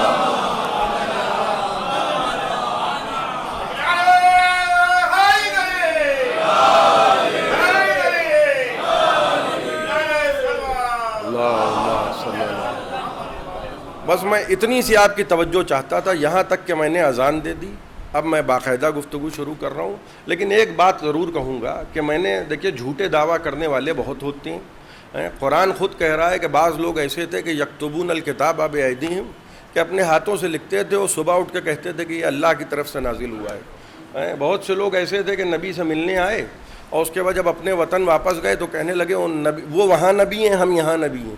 وہ فرما رہے ہیں. تو مسئلہ یہ ہے کہ جھوٹی کتابیں لکھنے والے بھی ملے تاریخ میں، جھوٹی نبوت کا دعویٰ کرنے والے بھی ملے. بھئی فرعون و نمرود و شداد تو خود ہی جھوٹی خدائی کا دعویٰ کر رہے تھے. تو ظاہر سی بات ہے کہ جب ہر قسم کے جھوٹے ملیں گے تو جھوٹے امام بھی ملیں گے آپ کو. اور فرما رہے ہیں بھئی ایسا تو ہے نہیں کہ جھوٹی امامت کا دعویٰ کوئی کر نہیں سکتا ہے. لیکن بہرحال آج تک میں نے کسی کتاب میں نہیں پڑھا، نہ میں نے کسی تقریر میں سنا، نہ میں کسی مولوی صاحب سے سنا کہ کوئی یہ کہنے والا ملا ہو کہ صاحب وہ علی کے چاہنے والے ہیں، ان کی قبر میں علی آئیں گے، جب تم مرو گے تو تمہاری قبر میں ہم آئیں گے. بھائی توجہ فرما رہے ہیں. کوئی بھی یہ کہنے والا آج تک مجھے نہ ملا کہ تمہاری قبر میں ہم آئیں گے. بھائی تم علی سے سروکار رکھو ہی نہ، وہ علی کے چاہنے والے ہیں، ان کی قبر میں علی آئیں گے، تمہاری قبر میں ہم آئیں گے. بھائی دیکھیے ایک جملہ میں اپنے نوجوان دوستوں کے لیے عرض کر رہا ہوں، دوسرے کی ضمانت وہی لیتا ہے جس کو خود اپنی ضمانت کا یقین ہوتا ہے. اور فرما رہے ہیں اگر میں آپ سے یہ کہوں کہ اگر آپ کو باہر کوئی روکے تو خدا کا واسطہ آپ سب کا نام لیجئے گا، میرا نام نہ لیجئے گا، اس کا مطلب کیا ہے کہ مجھے خود اپنی ضمانت کا یقین نہیں ہے. تو کہنا یہ چاہ رہا ہوں کہ جس سے خود اپنی ضمانت کا یقین ہوتا ہے وہ کبھی اپنی اولاد سے یہ نہیں کہتا کہ بیٹا اگر غلام زادہ کہا ہے تو لکھوا لاؤ. اور ہمارے ایک صلوات پڑھ دیں محمد و آل محمد. اب دیکھیے میں نے قرآن کی جس آیت کو سرنامہ سخن قرار دیا ہے، توجہ فرمائیے گا. خدا کہہ رہا ہے کہ رسولا مبشرین و منذرین لئن لا یکون للناس علی اللہ حجۃ بعد رسول. دیکھو ہم نے لگاتار رسولوں کو بھیجا اور مسلسل رسولوں کو بھیجا، لیکن رسولوں کو بھیجنے کا مقصد یہ تھا لئن لا یکون للناس علی اللہ حجۃ بعد رسول، تاکہ رسولوں کے آ جانے کے بعد قیامت کے دن کوئی حجت نہ پیش کرے. توجہ فرما رہے ہیں. یعنی یہ نہ ہو کہ 10 لوگ یہ کہنے والے کھڑے ہو جائیں کہ پروردگار اگر ہم بہک رہے تھے تو ہم کو سمجھانے والا کون تھا، اگر ہم ٹیڑھے راستوں پہ چل رہے تھے تو ہم کو صراط مستقیم دکھانے والا کون تھا. لہذا یہ نہیں ہوا ہے کہ 100 لوگ زمین پہ آ جائیں، 50 لوگ زمین پہ آ جائیں. بھئی آپ توجہ فرمائیے، میں مثال دے رہا ہوں اور میرے پاس کوئی کتاب الامثال نہیں ہوتی ہے. بھئی ایک انتظام اہتمام کیا جاتا ہے کہ لوگ آ جائیں تب ہم مولانا کو بلائیں. اور فرمانے بھئی تاکہ کچھ سننے والے تو ہوں. تو یہ انتظام تو آدم کے لیے بھی ہو سکتا تھا کہ 10 لوگ موجود ہوں، 50 لوگ موجود ہوں، 20 لوگ موجود ہوں، اس کے بعد آدم کو بھیجا جاتا. لیکن وہ 10 50 20 اگر پہلے بہکتے آدم کے آنے سے تو قیامت کے دن وہ کہہ دیتے کہ پروردگار اگر ہم بہک رہے تھے تو آدم کو بعد میں بھیجا، تو نے ہم کو پہلے بھیجا. تو اللہ کیا انتظام کر رہا ہے کہ دیکھو ہم نے لگاتار رسولوں کو اس لیے بھیجا ہے تاکہ قیامت کے دن کوئی حجت باقی نہ رہے. توجہ فرمائیے گا. لہٰذا اللہ نے انتظام کیا کیا کہ زمین پہ پہلا قدم جو پڑے وہ آدمی کا نہ پڑے بلکہ آدم کا پڑے. بھائی آپ توجہ فرما رہے ہیں، میں آپ کو بہت دور تک کے لے کے جاؤں گا. آدم کا پہلا قدم زمین پہ پڑا ہے. وہاں سے لے کے جو سلسلہ شروع ہوا ہے ہدایتوں کا، آدم سے لے کے 12ویں امام علیہ السلام تک. اور فرما رہے ہیں یہ پورا زمانہ حجتوں کے بیچ کا زمانہ ہے. غور فرما رہے ہیں پورا زمانہ حجتوں کے بیچ کا زمانہ ہے. یعنی حجت کے بعد حجت، حجت کے بعد حجت. زمانہ ایک لمحے کے لیے بھی حجت خدا سے خالی نہیں رہے گا. اور حجت کسی علامہ کو نہیں کہتے ہیں، کسی مرجع تقلید کو حجت نہیں کہتے ہیں. حجت ہوتا ہے یا نبی یا امام. توجہ فرما رہے ہیں زمانہ حجت خدا سے خالی نہیں رہے گا. یہ پورے کا پورا زمانہ جو ہے آدم سے لے کر 12ویں امام تک. معصوم فرماتے ہیں کہ اگر 2 لوگ روئے زمین پر باقی رہ گئے ہیں، توجہ فرما رہے ہیں، تو اس میں سے ایک حجت خدا ہے. یعنی اگر زمین پہ حجت نہ ہو تو زمین ختم ہو جائے. یہاں تک کہ سلسلہ آگے بڑھا کہ نبی 4تھے آسمان پہ پہنچ گئے معراج کے وقت. توجہ فرما رہے ہیں. اور اللہ نے وعدہ کیا کیا ہے کہ زمین حجت خدا سے خالی نہیں رہے گی. نبی پہنچے 4تھے آسمان پر اور جانا کہاں ہے؟ عرش پر. 4تھے آسمان پہ پہنچے، انبیاء سے ملاقات ہوئی. انبیاء نے کہا اللہ کے رسول کتنا اچھا ہو کہ آپ یہاں نماز پڑھائیے، ہم آپ کے پیچھے نماز پڑھیں.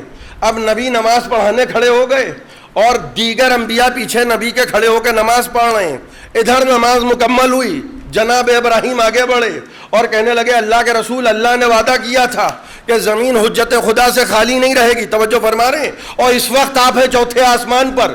ذرا بتائیے زمین پہ حجت خدا کون ہے؟ بس چوتھے آسمان سے نبی نے اشارہ کر کے کہا اشہد ان علی حجت اللہ. ایک صلوات پڑھ دیں محمد و آل محمد. بھائی توجہ کیجئے گا, اللہ نے انتظام کیا کیا ہے کہ زمین پر حجت خدا, اور لہذا اعلان کیا جا رہا ہے کہ انی جاعل فی الارض خلیفہ, میں زمین پر ایک خلیفہ بنانے والا ہوں. ایک ایک آدمی کی توجہ چاہ رہا ہوں. بھئی یہ عزا خانہ بنا ہے تو یہ عزا خانہ جو ہے وہ اپنے آپ نہیں بنا ہے. آپ جن گھروں میں رہتے ہیں وہ گھر اپنے آپ نہیں بنے. کسی آرکیٹیکٹ سے نقشہ بنوایا ہے آپ نے, اور لیبروں کو بلوایا ہے آپ نے, مستریوں کو بلوایا ہے آپ نے, اور سیمنٹ اور دیگر مٹیریل آپ نے اکٹھا کیا ہے تب بنا ہے. کیوں؟ کیونکہ آپ خود نہیں بنا سکتے ہیں. توجہ فرما رہے ہیں. ہم خود نہیں کھڑے ہو کے چیزوں کو بنا سکتے ہیں. ہمیں مٹیریل کی بھی ضرورت ہے, نقشہ بنانے والے کی بھی ضرورت ہے, لیبر کی بھی ضرورت ہے, مستری کی بھی ضرورت ہے, کاریگر کی بھی ضرورت ہے. اور فرما رہے ہیں کیوں؟ کیونکہ ہم ہیں محتاج. توجہ فرما رہے ہیں آپ. لیکن خدا جو ہے وہ کسی کا محتاج نہیں ہے, نہ نقشہ بنانے والوں کا محتاج ہے. توجہ فرما رہے ہیں. نہ کاریگروں کا محتاج ہے, نہ لیبروں کا محتاج ہے, نہ مٹیریل کا محتاج ہے. اللہ ہے صاحب کن فیکن. اور فرما رہے ہیں اس نے ارادہ کیا اور چیزیں خلق ہو گئیں. اس نے فقط ارادہ کیا. اللہ نے ارادہ کیا 7 آسمان خلق ہو گئے. اللہ نے ارادہ کیا زمینیں خلق ہو گئیں. اللہ نے ارادہ کیا کوثر خلق ہو گیا. اللہ نے ارادہ کیا سلسبیل خلق ہو گئی. اللہ نے ارادہ کیا کہکشاں خلق ہو گئی. اللہ نے ارادہ کیا سورج خلق ہو گیا. اللہ نے ارادہ کیا چاند خلق ہو گیا. اللہ نے ارادہ کیا ستارے خلق ہو گئے. اللہ نے ارادہ کیا کوثر خلق ہو گیا. اللہ نے ارادہ کیا جنت خلق ہو گئی. اللہ نے ارادہ کیا جہنم خلق ہو گیا. اللہ نے ارادہ کیا زمینیں خلق ہو گئیں. اللہ ارادے کرتا گیا, وہ صاحب کن فیکن ہے. ارے یہاں تک کہ نہج البلاغہ میں مولا علی سے کسی نے پوچھا کہ یا علی یہ بتائیے کہ اللہ نے محمد مصطفیٰ کو کیسے خلق کیا. ایک مرتبہ امیر المومنین فرمانے لگے ان اللہ تکلم بکلمۃ فصار محمد. اللہ نے کلمہ بولا, وہ کلمہ محمد بن گیا. بھائی آپ توجہ فرما رہے ہیں. اللہ نے کلمہ بولا, وہ کلمہ محمد بن گیا. وہ کسی کا محتاج نہیں ہے کہ کوئی نقشہ بنا دے, کوئی مستری آ جائے, کوئی کاریگر آ جائے. وہ فقط ارادہ کرتا ہے. توجہ کر رہے ہیں آپ. اور چیزیں خلق ہو جاتی ہیں. تو سوچئے کہ جو اس منزل پر فائز ہو کہ فقط ارادہ کر کے چیزوں کو بنا رہا ہو, اس کو اس بات کی کیا ضرورت ہے کہ فرشتوں سے کہے کہ جاؤ آدم کا پیکر بنانے کے لیے زمین سے مٹی لے کر آؤ. توجہ فرما رہے ہیں آپ. جو صاحب کن فیکن ہو, وہ فرشتوں سے کیوں کہہ رہا ہے کہ زمین پہ جاؤ مٹی لے کر آؤ. اس کے بعد جب وہ مٹی لے کر آ گئے تو انہی فرشتوں سے کہا جا رہا ہے کہ اب پانی لے کر آؤ. جب پانی لے کر آ گئے تو انہی فرشتوں سے کہا جا رہا ہے خمیر بناؤ. جب خمیر بن چکا تو کہا پیکر بناؤ. جب سب کچھ کر لیا کہا سجدہ کرو. بھائی توجہ فرما رہے ہیں آپ. یعنی سب کچھ کیا, کہا جب میں روح داخل کر دوں وَإِذَا سَوَّيْتُهُ وَنَفَخْتُ فِيهِ مِن رُوحِي فَقَعُوا لَهُ سَاجِدِينَ. دیکھو جب میں اسے ٹھیک ٹھیک بنا لوں اپنی قدرت کاملہ سے تو اسے سجدہ کرنا. بھائی فرشتے تھے, سب کچھ خود کیا. آپ کو کسی فرشتے کا نام معلوم ہے؟ جن نے سجدہ کیا تھا آپ کو فرشتوں کے نام معلوم ہے؟ اس لیے نہیں معلوم ہے کہ اللہ نے بتائے نہیں ہیں. ارے میں کچھ کہنا چاہ رہا ہوں. اللہ نے نام بتائے نہیں. اللہ نے کہا سب نے سجدہ کیا. نام کس کا معلوم ہے؟ جس نے سجدہ نہیں کیا. اور فرما رہے یا ابلیس ما منعک ان تسجد لما خلقت بیدی. اے ابلیس تجھ کو کس چیز نے منع کیا؟ بھائی نام خدا خود ہی بتا رہا ہے. اس کے بعد لوگ ہم سے شکایت کر رہے ہیں کہ نام لے کے لعنت کیوں کر رہے ہیں. ایک صلوات پڑھے محمد و آل محمد. تو اللہ نے سب کچھ فرشتوں سے کروایا. اب دیکھیے فرشتوں سے کہا گیا, سب کچھ فرشتوں نے کیا, ساری محنت مشقت فرشتوں نے کی. ایک تو ضرورت کیا تھی اس بات کی کہ جب کن فیکن کہہ کے پوری کائنات کو خلق کر سکتا ہے خدا, تو آدم کو بھی خلق کر سکتا ہے. بھائی میں آپ کو فلسفہ ازا تک لا رہا ہوں. غور فرما رہے ہیں. فرشتے اپنے ہاتھوں سے پیکر بنا رہے ہیں, اپنے ہاتھوں سے خمیر بنا رہے ہیں, خود مٹی لائیں, خود پانی لائیں. مگر فرشتوں سے جب کہا گیا سجدہ کرو تو فرشتوں نے سجدہ کیا, بغراتیت نہیں کی.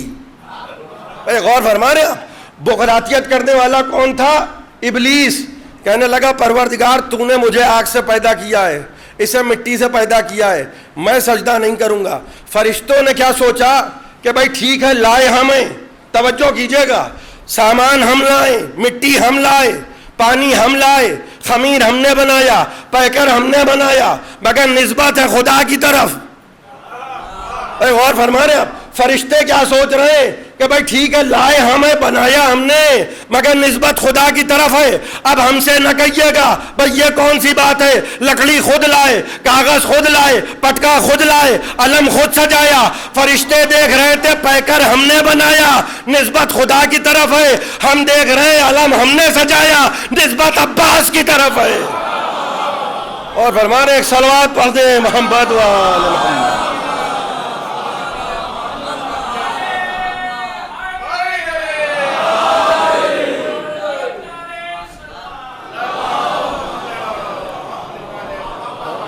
لیکن نسبتوں کا احترام ہے, صرف نسبت کا احترام ہے. آدم کی روح, آدم کے جسم میں جو روح ہے وہ روح کس کی ہے؟ وہ روح خدا ہے. وَإِذَا سَوَّيْتُهُ وَنَفَخْتُ فِيهِ مِن رُوحِي, جب میں اسے ٹھیک ٹھیک بنا لوں اور اس میں اپنی روح داخل کر دوں سجدہ کرنا. تو سوچئے کہ جب اتنی تعظیم ہے آدم کی, حالانکہ ہاتھ آدم کے تھے, پاؤں آدم کے تھے, جسم آدم کا تھا, آنکھیں آدم کی تھیں, چہرہ آدم کا تھا, صرف روح خدا کی طرف ہے, صرف روح خدا سے منسوب ہے. تو اتنی تعظیم ہے آدم کی.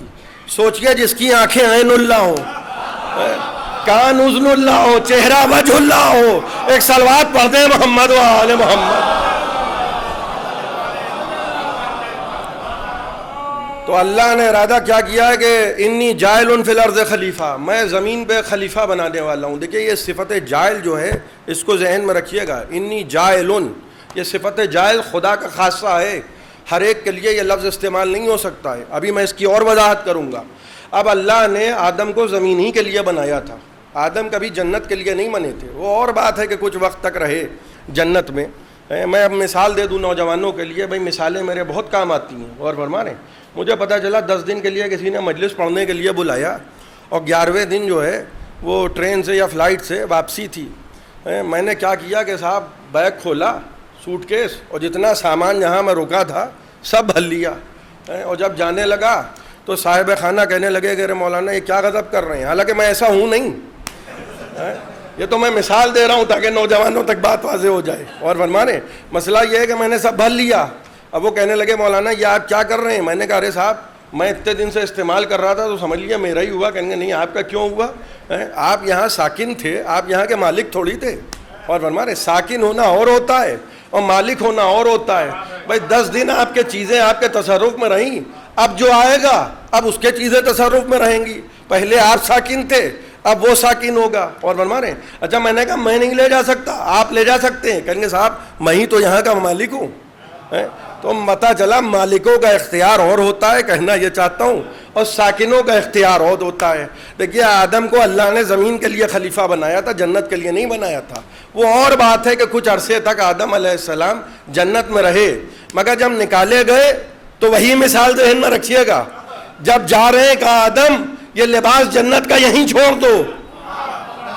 توجہ فرما رہے کیوں چھوڑ دو؟ کیونکہ تم ساکن جنت ہو, مالک جنت نہیں ہو.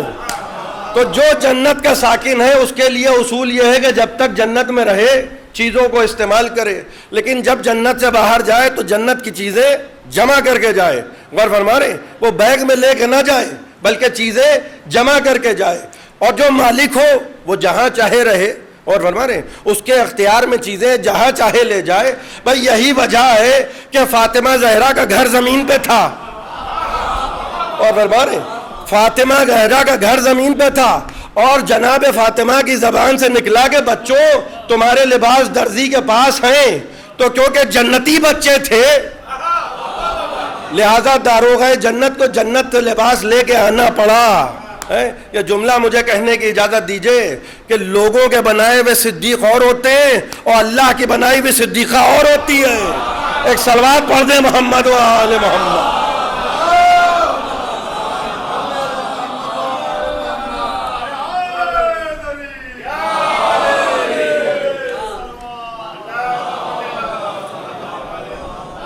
دیکھیے شیخ صدوق اپنی کتاب کمال الدین میں لکھتے ہیں. شیخ صدوق ایک بڑی مشہور کتاب ہے شیخ صدوق کی کمال الدین.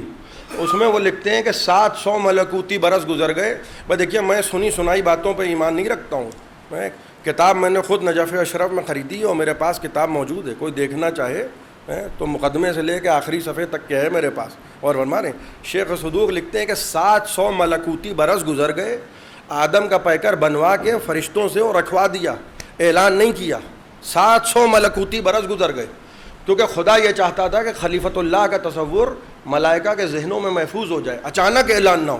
اور فرمانے اچانک اعلان نہیں کروایا ہے, لیکن جب اعلان ہوا اور آدم کو زمین پہ اتارا گیا ہے, بنائے گئے نا زمین کے لیے انی جاعل فی الارض خلیفہ, تو انتظام قدرت دیکھیے. خدا حکیم ہے اور وہی لوگوں کا بنایا ہوا حکیم نہیں ہے. اور فرمانے وہ جھولا چھاپ حکیم اور ہوتے ہیں, وہ حکیم ہیں. اس نے انتظام کیا کیا کہ علامہ مجلسی بہار الانوار کی جلد نمبر 10 میں لکھتے ہیں کہ اللہ نے جناب آدم علیہ السلام کو کوہ سراندیپ پہ اتارا. کوہ سراندیپ آج کے زمانے کا شری لنکا ہے, وہاں جناب آدم علیہ السلام اترے. بھائی وہ جو پل ہے, غور فرما رہے ہیں بھائی, جو سیٹلائٹ سے نظر آتا ہے, اب میرے نوجوان زیادہ بہتر جانتے ہیں ان سب باتوں کو, اور فرما رہے, لیکن میں ذکر اس لیے کر رہا ہوں تاکہ وہ یہ نہ سمجھیں کہ مولانا جو ہیں وہ کچھ جانتے ہی نہیں ہیں. اس کو ایڈمس برج کہا جاتا ہے. وہ پل جو نظر آتا ہے تو کچھ تو تعلق آدم سے رہا ہوگا, تبھی تو ایڈمس برج کہلاتا ہے. غور فرما رہے ہیں. اور علامہ مجلسی کیا لکھ رہے ہیں کہ آدم علیہ السلام کوہ سراندیپ یعنی شری لنکا میں اترے, اور ساتھ میں کون اترا؟ جناب حوا سلام اللہ علیہ. اور حوا کو کہاں اتارا اللہ نے؟ جدہ میں, سعودی عرب کا شہر جدہ. اجی آج بھی جدہ کہلاتا ہے, اور عربی زبان میں دادی کو جدہ کہتے ہیں. اور ہمارے ابھی وہاں وہ زمانہ نہیں آیا ہے کہ نام بدلے جا رہے ہوں. اور ہمارے ایک صلوات پڑھیے محمد وآل محمد. ابھی وہ فیشن وہاں نہیں آیا ہے. اور فرمانے اب جناب آدم کو حکم ہوا کہ جاؤ حوا کو ڈھونڈو, تھوڑی سی حرکت کرو تاکہ برکت ہو جائے. آدم علیہ السلام چلے اور مختلف زمینوں کو تلاش کرتے ہوئے حوا کو ڈھونڈتے ہوئے جا رہے ہیں. اور علامہ مجلسی بہار الانوار میں لکھ رہے ہیں کہ سرزمین عراق پہ پہنچے. عراق پہ جب پہنچے تو اللہ نے کربلا کی زمین سے آدم کو گزارا, اور آدم جیسے ہی کربلا کی زمین پہ پہنچے تو ایک مرتبہ پاؤں میں چوٹ لگی, اور جیسے ہی چوٹ لگی خون بہا. آدم کا خون کربلا کی زمین پہ بہا, یعنی پہلا خون جو بہا ہے زمین کربلا پہ بہا ہے, وہ آدم علیہ السلام کا بہا. ایک مرتبہ دست دعا بلند کیے, کہنے لگے پروردگار حل حدث من الذم, اے پروردگار کیا مجھ سے کوئی ترک اولا ہو گیا ہے؟ کہا نہیں آدم کوئی ترک اولا نہیں ہوا ہے. کہا پروردگار پھر کیا مسئلہ ہے کہ میں اتنی مسافت طے کر کے آیا ہوں, اتنا فاصلہ طے کر کے آیا ہوں, کہیں کچھ نہ ہوا, پاؤں میں کانٹا تک کے نہ چبھا, یہ کیسی زمین ہے کہ یہاں میرا خون بہہ گیا؟ کہا آدم یہ زمین کربلا ہے, ہم تو چاہتے تھے کہ تم یہاں سے گزرو. اور کہا پروردگار یہاں کیا ہوگا؟ کہا یہ آدم یہاں آخری نبی کا نواسا. بھائی توجہ فرمائیے گا, میں مصائب نہیں پڑھ رہا ہوں, میں آپ کو وہ جذبہ بتا رہا ہوں جو دونوں جذبوں کے ساتھ ساتھ چلنا ہے. ولایت کا جذبہ بھی ہو اور برات کا جذبہ بھی ہو. آدم علیہ السلام سے کیا کہا جا رہا ہے؟ اے آدم ہم یہ چاہتے تھے کہ تم اس زمین سے گزرو اور تمہارا خون اس زمین پہ بہے. کہا پروردگار یہاں کیا ہوگا؟ کہا آدم یہاں آخری نبی کا نواسا قتل ہوگا. کہا پروردگار میں کیا کروں؟ کہا آدم ہم تمہیں داستان کربلا سنا رہے ہیں اور ہم یہ چاہتے ہیں کہ تم حسین پہ گریا کرتے جاؤ. بھائی توجہ فرما رہے ہیں, اللہ خود ذکر حسین کر رہا ہے. اب یہ جملہ مجھے کہنے کی اجازت دیجئے کہ بھئی سب کا ذکر ختم ہو سکتا ہے مگر حسین کا ذکر کبھی ختم نہیں ہو سکتا, اور اس کی دلیل میں دے رہا ہوں. اگر دلیل میں دم ہو تو خاموش نہ بیٹھیے گا ورنہ داد واد نہ دیجیے گا. غور فرما رہے ہیں. دیکھیے ذکر اس کا ختم ہوتا ہے جس کے ذاکر ختم ہو جاتے ہیں. آپ غور فرما رہے ہیں. اور جس کا ذاکر خود خدا ہو. ایک صلوات پڑھیے سب مل جل کے محمد وآلہ.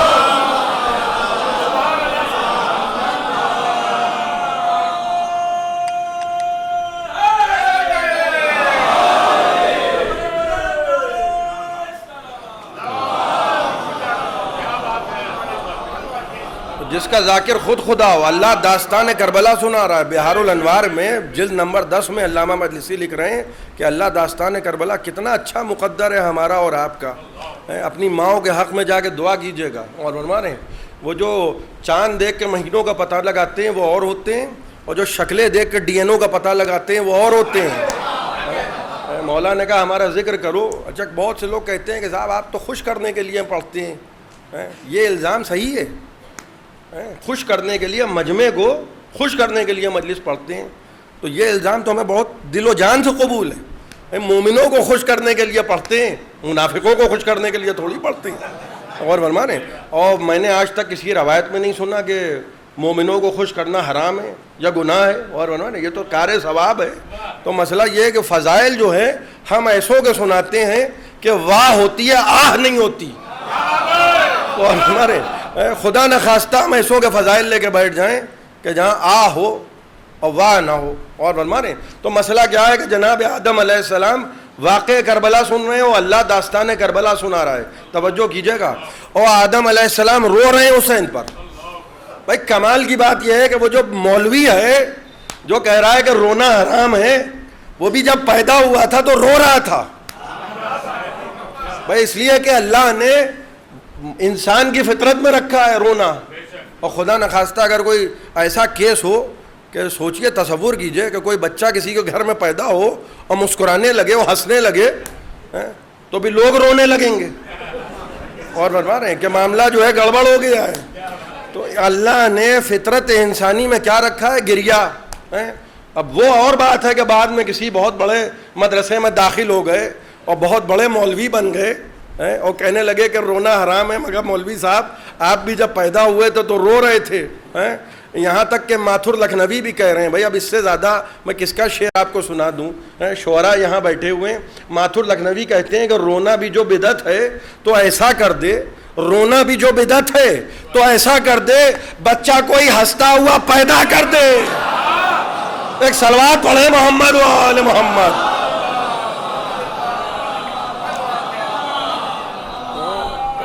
جناب یعقوب علیہ السلام 80 برس روئیں۔ کتنے برس روئیں؟ 80 برس۔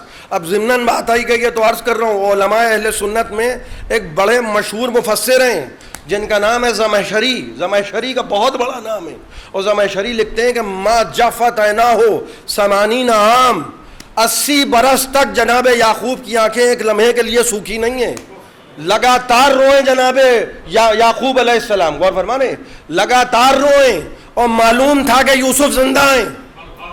بھائی کمال یہ ہے کہ معلوم تھا کہ یوسف زندہ ہیں۔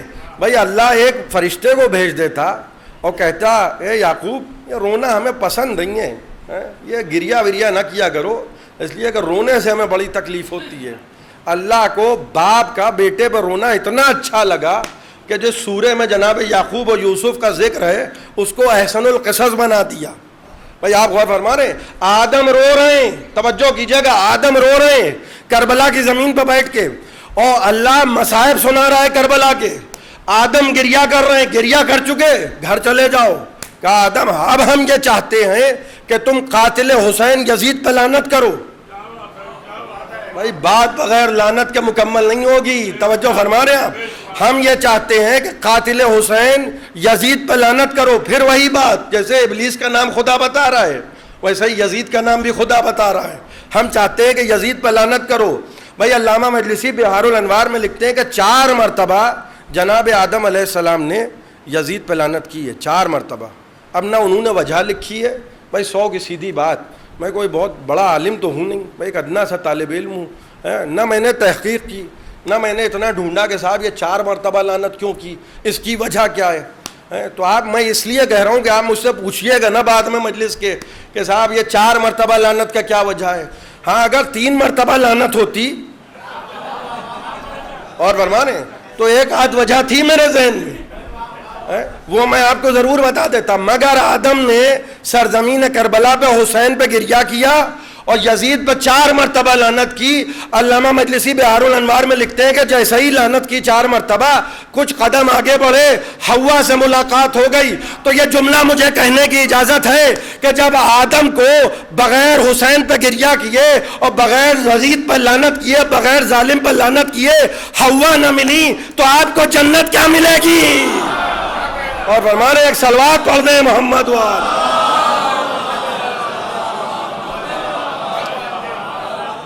ایک سب مل جل کے صلوات پڑھ دیں محمد وال۔ تو مسئلہ یہ ہے کہ دیکھیے اللہ نے حجتوں کا سلسلہ جاری کیا ہے اور وہ پوری کی پوری ذمہ داری خدا لے رہا ہے۔ اور فرمانے ہیں اب جو میں نے عرض کیا تھا کہ اللہ کہہ رہا ہے انی جاعل فی الارض خلیفہ، میں زمین پہ خلیفہ بنانے والا ہوں، اور یہ جو صفت جائل ہے یہ کسی اور کے لیے جائز نہیں ہے، یہاں تک کہ ہم نے دیکھا کہ طور پہ جناب موسیٰ علیہ السلام کھڑے تھے، طور پہ، اور طور پہ جب جناب موسیٰ کھڑے تھے تو اللہ نے کہا موسیٰ فَأَنَا اخْتَرْتُكَ فَاسْتَمِعْ لِمَا يُوحَىٰ، سورہ طٰہٰ کی آیتیں گواہی دے رہی ہیں، اے موسیٰ ہم نے تم کو چن لیا، اب جو ہم تم پر وحی کر رہے ہیں اس کو سنو۔ بھائی ذہن میں رکھیے گا، میں پہلے اعلان کر چکا ہوں، بہت طولانی مجلس نہیں پڑھوں گا، غور فرما رہے ہیں، گھڑی کی سوئیوں پر میری نظر ہے، تو یہ نہ سوچئے گا کہ آپ داد دیں گے تو مولانا چپک جائیں گے، غور فرما رہے ہیں، ایک صلوات پڑھیے سب مل کر۔ تو جناب موسیٰ علیہ السلام سے خدا کیا کہہ رہا ہے، انا اخترتک فاستمع لما یوحیٰ، جناب موسیٰ علیہ السلام طور پہ کھڑے ہیں اور خدا کہہ رہا ہے موسیٰ ہم نے تم کو چن لیا۔ بھائی دیکھیے کوئی شورا وورا نہیں ہو رہا ہے، خدا کہہ رہا ہے موسیٰ ہم نے تم کو چن لیا، اب جو ہم وحی کر رہے ہیں اس کو سنو۔ اور جناب موسیٰ طور پہ کھڑے اللہ سے گفتگو کر رہے ہیں، کلیم اللہ ہے، کتنا بڑا لقب ہے جناب موسیٰ علیہ السلام کا۔ اللہ نے جناب موسیٰ سے کہا کہ موسیٰ یہ تمہارے بائیں ہاتھ میں کیا ہے؟ کہنے لگے پروردگار یہ میرا عصا ہے اور میں اس سے تکیہ کرتا ہوں۔ پورا شجرہ سنا دیا جناب موسیٰ نے، کہیں گے پروردگار میں تکیہ کرتا ہوں، اس سے بکریاں چلاتا ہوں اور بہت سارے کام کرتا ہوں۔ کہا موسیٰ اس عصا کو زمین پہ پھینک دو، اور فرما رہے ہیں جیسے ہی عصا کو زمین پہ پھینکا اور نتیجہ کیا ہوا؟ سانپ بن گیا، اژدہا بن گیا۔ سانپ بھی بہت چھوٹا لفظ ہے، فَإِذَا هِيَ حَيَةُ التَّسَا، قرآن کہہ رہا ہے کہ ایک عظیم اژدہا بن گیا، اتنا بڑا اژدہا بن گیا کہ جناب موسیٰ خود گھبرا گئے۔ بھائی یہ لفظ میں استعمال نہ کرتا، اس لیے یہ روایت نہیں میں آپ کو سنا رہا ہوں، قرآن کہہ رہا ہے کہ جناب موسیٰ علیہ السلام گھبرا گئے اور اتنا گھبرائے کہ پلٹ کے دیکھا بھی نہیں، خدا کو ضمانت لینا پڑی، اے موسیٰ واپس آؤ، ہم اس کو اس کی پہلے جیسی سیرت تو پلٹا دیں گے۔ بھائی ایک ایک آدمی کی توجہ چاہ رہا ہوں، جناب موسیٰ سے کیا کہا گیا؟ سَنُعِيدُهَا إِلَىٰ سِيرَتِهَا الْأُولَىٰ، اے موسیٰ ہم اس کو اس کی پہلے جیسی کیفیت پہ پلٹا دیں گے، آؤ۔ تب آئے موسیٰ، اور یہ جناب موسیٰ کا رد عمل کیوں تھا؟ اس لیے تھا کیونکہ ہاتھ میں تھا، مگر موسیٰ کو معلوم نہیں تھا کہ یہ بھی ہو سکتا ہے۔ نہیں، بات نہیں پہنچی، موسیٰ کے ہاتھ میں عصا تھا مگر موسیٰ کو معلوم نہیں تھا کہ جب پٹخیں گے تو یہ اژدہا بن جائے گا۔ تو یہ جملہ مجھے کہنے کی اجازت ہے کہ جو ہاتھ کے عصا کو نہ پہچانے اسے موسیٰ کہتے ہیں، اور جس کی تلوار شجرے دیکھ کے چلے۔ ایک صلوات پڑھ دیں محمد و آل محمد۔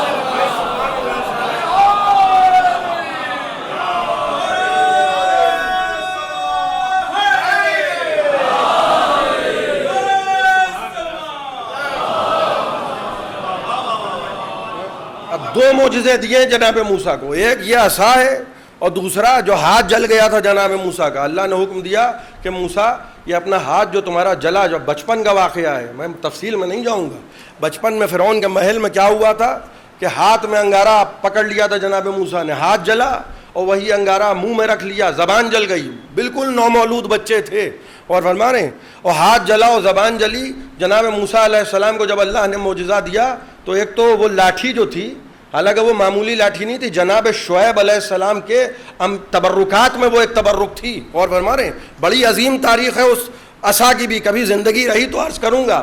اور ہاتھ جو جناب موسیٰ کا جلا تھا، حکم ہوا موسیٰ اس کو اپنے بغل میں لے جاؤ، اور جب اس کو نکالو گے تو یہ سورج کی طرح چمکے گا۔ دو معجزے دیے اللہ نے، غور فرما رہے ہیں، اور پہلا حکم دیا۔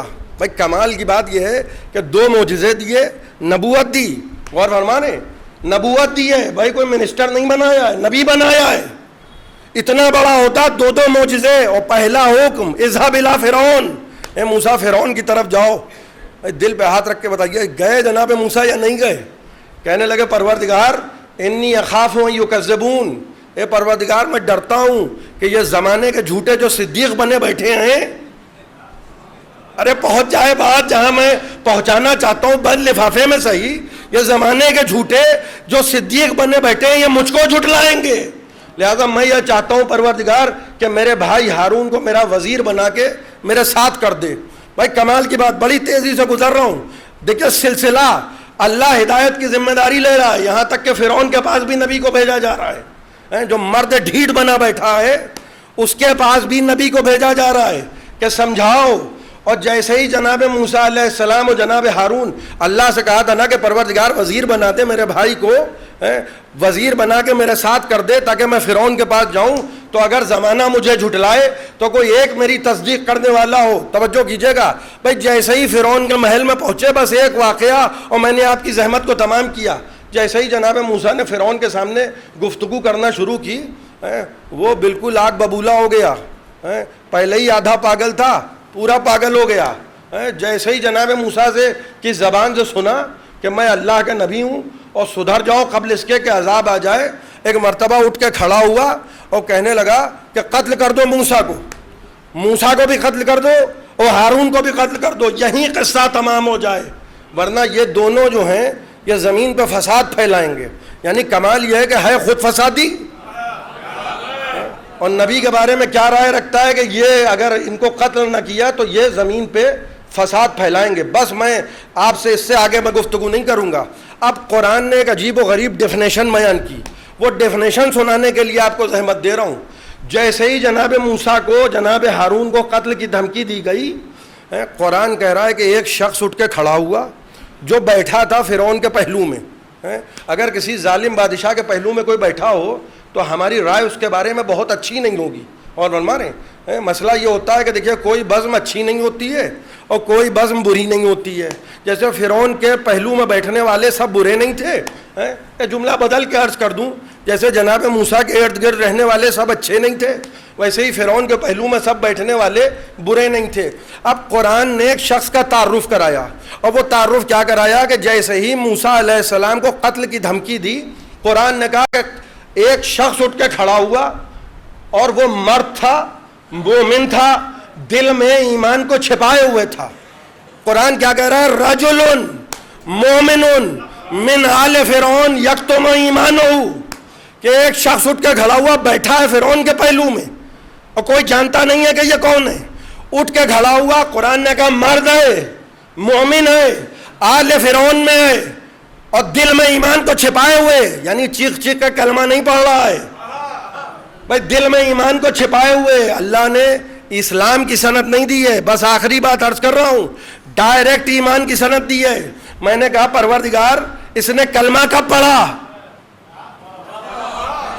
توجہ فرما رہے ہیں آپ بھائی، اس نے کلمہ کب پڑھا؟ کہ دیکھتے نہیں نبی کا دفاع کر رہا ہے، اس سے بڑا مومن کون ہوگا؟ معلوم ہوا زمادی کلمہ سند نہیں ہوتا، نبی کا دفاع سند ہوتا ہے. تو جو ایک لمحے موسیٰ کا دفاع کرے جب قرآن اسے مومن کہہ رہا ہے، تو وہ ابو طالب جو 50 برس محمد کا دفاع کرے. اور فرما رہے ہیں آپ ایک صلوات پڑھتے ہیں محمد وآل محمد.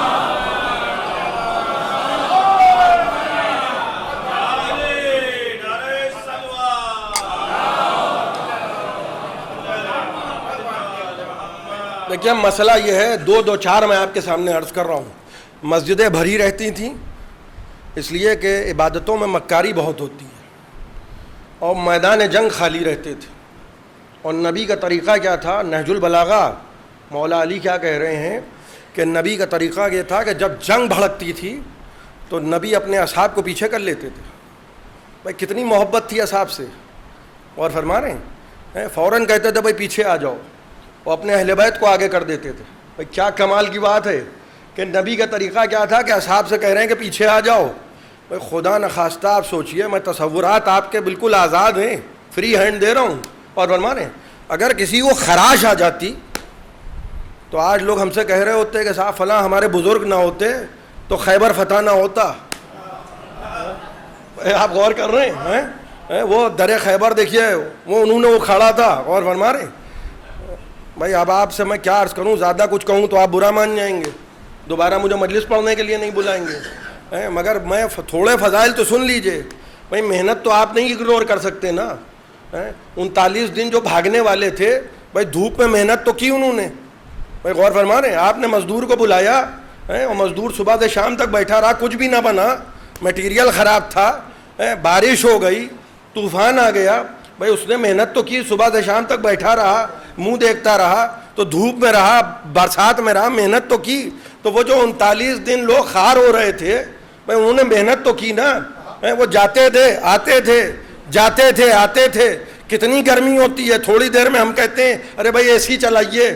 میں نوجوانوں کے لیے عرض کر رہا ہوں، سوچئے وہ 39 دن خار ہوئے، آپ کو محنت بھی نہیں نظر آ رہی ہے ان کی مگر بس سوچیے مجھے اس بات کا ضرور افسوس ہوتا ہے کہ مسلمانوں کو کیسے کیسے لوگوں سے امیدیں وابستہ کروا دی ہیں جو 39 دن خیبر کا دروازہ نہ کھلوا پائے وہ روز محشر جنت کا دروازہ کیا کھلوائیں گے؟ ایک صلوات پڑھ دیں محمد و آل محمد.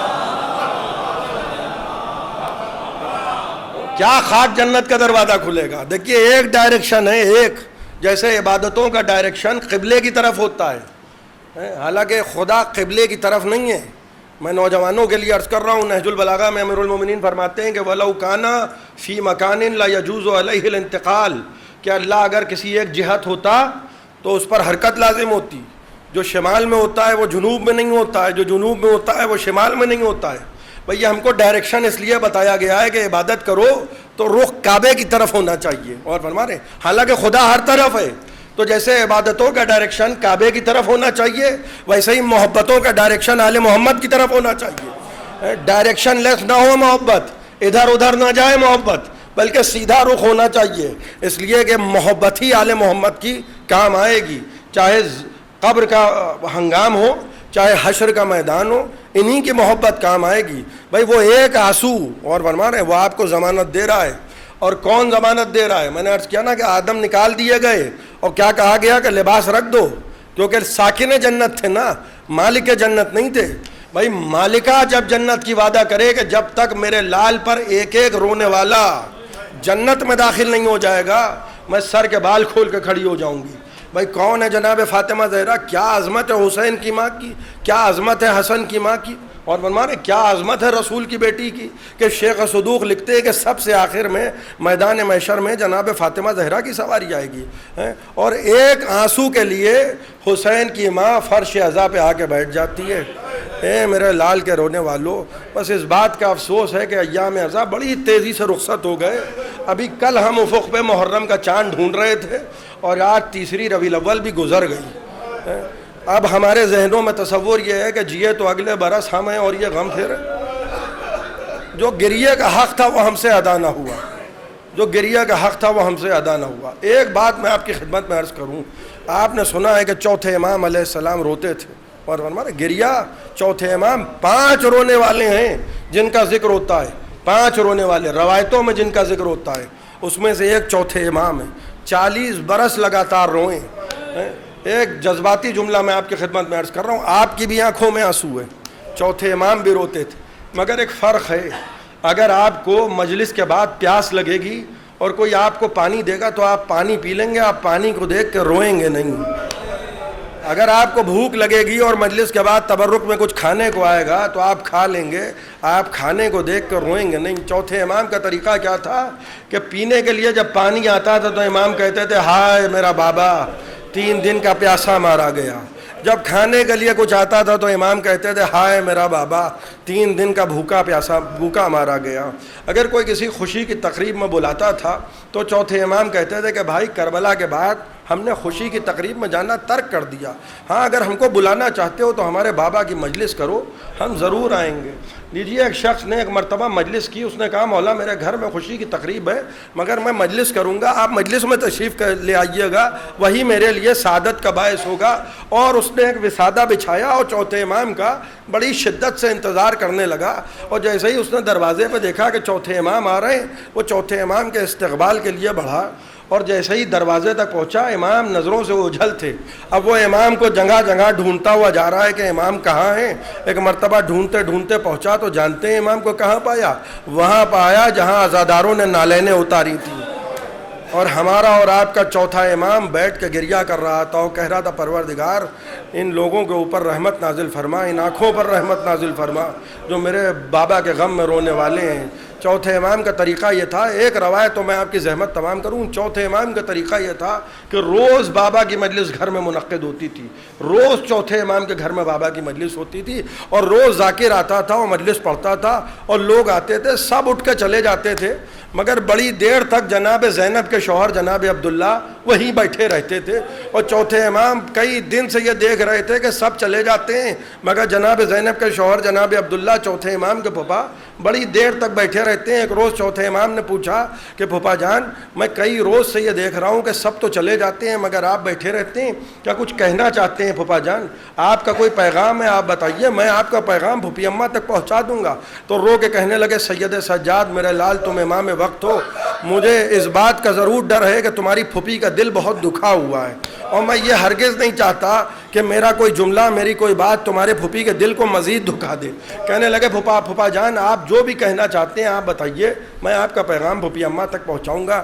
کہنے لگے سید سجاد میرے لال جب سے یہ قافلہ رہا ہو کہ مدینے واپس آیا ہے، اللہ جانے کیا بات ہے شہزادی زینب اپنے گھر تشریف نہیں لائیں گے۔ جب سے قافلہ یہاں واپس آیا ہے زینب تمہارے گھر میں مقیم ہے۔ اے سید سجاد یہ بھی انہی کا گھر ہے، میں یہ نہیں کہہ رہا ہوں کہ یہ گھر ان کا نہیں ہے، یہ بھی انہی کا گھر ہے، مگر ان سے کہنا کہ اگر مناسب سمجھیں تو کسی روز اپنے گھر بھی تشریف لائیں۔ کہنے لگے پھپھا جان میں آپ کا پیغام پھوپھی اماں تک پہنچا دوں گا۔ ایک مرتبہ چوتھے امام نے آ کے جناب زینب سے کہا کہ پھوپھی اماں پھپھا جان روز آتے ہیں مجلس میں، سب اٹھ کے چلے جاتے ہیں، پھپھا جان بڑی دیر تک بیٹھے رہتے ہیں، اور میں کئی دن سے محسوس کر رہا تھا کہ پھپھا جان کچھ کہنا چاہتے ہیں مگر کہہ نہیں پاتے۔ آج جب میں نے پوچھا تو کہنے لگے کہ اپنی پھوپھی سے کہنا کہ مناسب سمجھے تو کچھ دیر کے لیے اپنے گھر بھی تشریف لائیں۔ بس جیسے ہی جناب زینب نے یہ جملہ سنا کہنے لگی سید سجاد کس کا گھر، کون سا گھر؟ میرا بھیا مارا گیا، کربلا کے بعد زینب کا گھر اجڑ گیا۔ کہا یہ پھوپھی اماں پھپھا جان کو برا معلوم ہوگا، اگر مناسب سمجھیے تو تھوڑی دیر کے لیے گھر چلی جائیے پھر واپس آ جائیے گا۔ کہنے لگی میرے لال امام وقت ہو تم کہتے ہو تو ہم ضرور جائیں گے۔ لیجیے ایک روز جناب زینب سلام اللہ علیہا چوتھے امام کے گھر سے نکلی، اور وہیں سامنے محلہ بنی ہاشم میں جناب زینب اور جناب عبداللہ کا گھر۔ اس وقت جناب عبداللہ کسی کام کے سلسلے میں گھر کے باہر گئے تھے۔ ایک مرتبہ جناب زینب نے دروازہ کھولا، بھائی دل پہ ہاتھ رکھ کے بتائیے جب ماں نے دروازہ کھولا ہوگا اور بچوں کے حجرے سامنے نظر آئے ہوں گے تو کیا انہوں محمد یاد نہیں آئے ہوں گے؟ مگر یہ وہ ماں ہے کہ جس نے ایک آنسو کا قطرہ انہوں محمد پہ نہیں بہایا۔ جب بھی کسی نے کہا انہوں محمد کا پرسہ دیا جناب زینب نے جھڑک دیا، کہا مجھے اس کا پرسہ دو جس کی ماں نے اسے چکیاں پیس کے پالا تھا۔ اجرکم اللہ، خدا آپ کی آوازوں پر رحمت نازل کرے۔ بس دو جملے میں نے آپ کی زحمتوں کو تمام کیا۔ در و دیوار کو شہزادی دیکھتی رہیں، صبح سے شام ہو گئی، شہزادی زینب دھوپ میں بیٹھی رہیں۔ شام کو جب جناب عبداللہ کام سے واپس آئے تو ایک مرتبہ جیسے ہی دیکھا کہ صحن خانہ میں کوئی خاتون بیٹھی ہے، پہچان نہیں پائے جناب عبداللہ۔ کہنے لگے بی بی کون ہو، میرے گھر میں کیا کر رہی ہو؟ ایک مرتبہ سر اٹھا کے کہنے لگی عبداللہ اب کیوں پہچانو گے عبداللہ، اب حسین کہاں رہے، اب عباس کہاں رہے، اب علی اکبر کہاں رہے، اب زینب کی شناخت کے ذریعے کہاں رہے؟ کہنے لگے بی بی خدا کی قسم جب قافلہ یہاں سے رخصت ہوا تھا تو آپ کو میں نے اس عالم میں رخصت کیا تھا کہ سر کے بال سیاہ تھے، اور آج میں آپ کو اس عالم میں دیکھ رہا ہوں کہ سر کے بال سفید ہو گئے۔ کہنے لگی اے عبداللہ میں نے اتنے مصائب برداشت کیے، اے عبداللہ سر کے بال نہ سفید ہوتے تو کیا ہوتا؟ اے عبداللہ مجھے یہ بتاؤ کہ مجھے بلایا کیوں ہے؟ اے عبداللہ ہم کو معلوم ہے تم نے اون محمد کے متعلق سوال کرنے کے لیے ہم کو بلایا ہے۔ اے عبداللہ اگر بچے اتنے عزیز تھے تو ہمارے ساتھ بھیجا نہ ہوتا۔ اے عبداللہ ہم نے اون محمد کو بھیا پر قربان کر دیا، مگر ہائے افسوس کہ میرا بھائی پھر بھی نہ بچا۔ کہنے لگے بی بی خدا کی قسم میں نے اون محمد کے متعلق سوال کرنے کے لیے آپ کو نہیں بلایا۔ کہنے لگی ہاں بتاؤ عبداللہ پھر کیوں بلایا ہے؟ کہنے لگے بی بی میں نے جنگ جمل میں مولا علی کو یہ کہتے ہوئے سنا تھا کہ میری تمام اولادوں میں سب سے زیادہ شجاع حسین ہے۔ اے بی بی میں آپ کی زبان سے سننا چاہتا ہوں، مجھے یہ بتائیے کہ کربلا میں میرا بھائی حسین لڑا کیسے؟ اے بی بی مجھے اتنا بتائیے کہ میرا بھائی کربلا میں کیسے لڑا؟ روایت بتاتی ہے شہزادی اٹھ کے کھڑی ہوئی اور کہنے لگی ہیں عبداللہ تم نے وہ سوال کیا جو علاوہ زینب کے کوئی بتا نہیں سکتا۔ اے عبداللہ میرا بھائی بہت شجاع تھا۔ اے عبداللہ صبح سے اگر کوئی مقتل میں حسین کو مدد کے لیے بلاتا تھا ایک ہاتھ سے لجام فرس تھامتا تھا اور ایک ہاتھ سے مقتل سے اس شہید کا جنازہ اٹھاتا تھا۔ اے عبداللہ صبح سے شام ہو گئی، جنازوں پہ جنازے لا رہا تھا، پھر کبھی علی اکبر کی لاش، کبھی عباس کے کٹے ہوئے بازو، کبھی قاسم کی پائمال لاش، کبھی 18 برس کا کڑیل جوان، کبھی 6 مہینے کا بچہ. اس کے بعد گھوڑے پہ سوار ہوا اور ایسا حملہ کیا عبداللہ کہ فوجیں کوفے کی دیواروں سے ٹکرا رہی تھیں. اے عبداللہ مگر دل پہ ہاتھ رکھ کے بتاؤ، انصاف سے بتاؤ، ارے 3 دن کی بھوک اور پیاس تھی، کتنی دیر لڑتا عبداللہ؟ ارے میں تلہ زینبیہ سے دیکھ رہی تھی، شمر کا کند خنجر تھا، میرے بھائی کا گلا تھا. سیعلم الذین ظلموا ایام منقلبی انقلبوا. حضرات ایک مرتبہ سورہ حمد اور 3 مرتبہ قل اللہ کی تلاوت فرما کر مرحوم احمد کمال زیدی ابن محمد ہارون زیدی اور ذوالفقار حیدر ترمذی صاحب ابن وزیر حسن ترمذی صاحب کے رکوع سال ثواب فرماتے.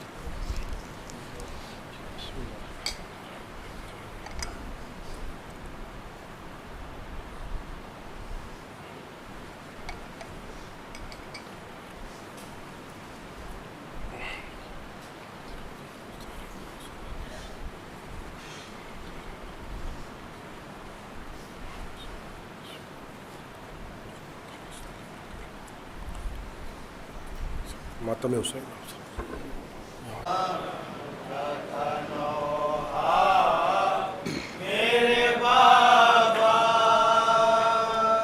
دستا ہے میرے دل کو اندھیرا میرے بابا، زندہ میں سکینہ کا تھا نوحہ میرے بابا. کہنے کو ہوں ماہ بنی ہاشم کی بھتیجی،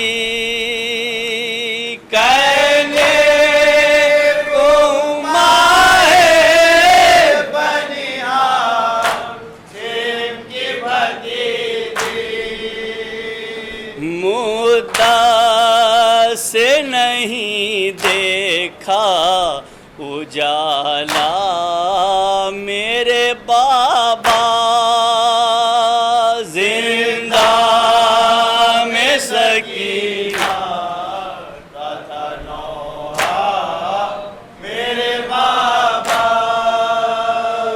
ہے ساتھ میرے شام غریباں کے اندھیرے، ہے ساتھ میرے شام غریباں کے اندھیرے. کیا جانیے کب ہوگا سویرا میرے بابا، زندہ میں سکینہ کا تھا نوحہ میرے بابا.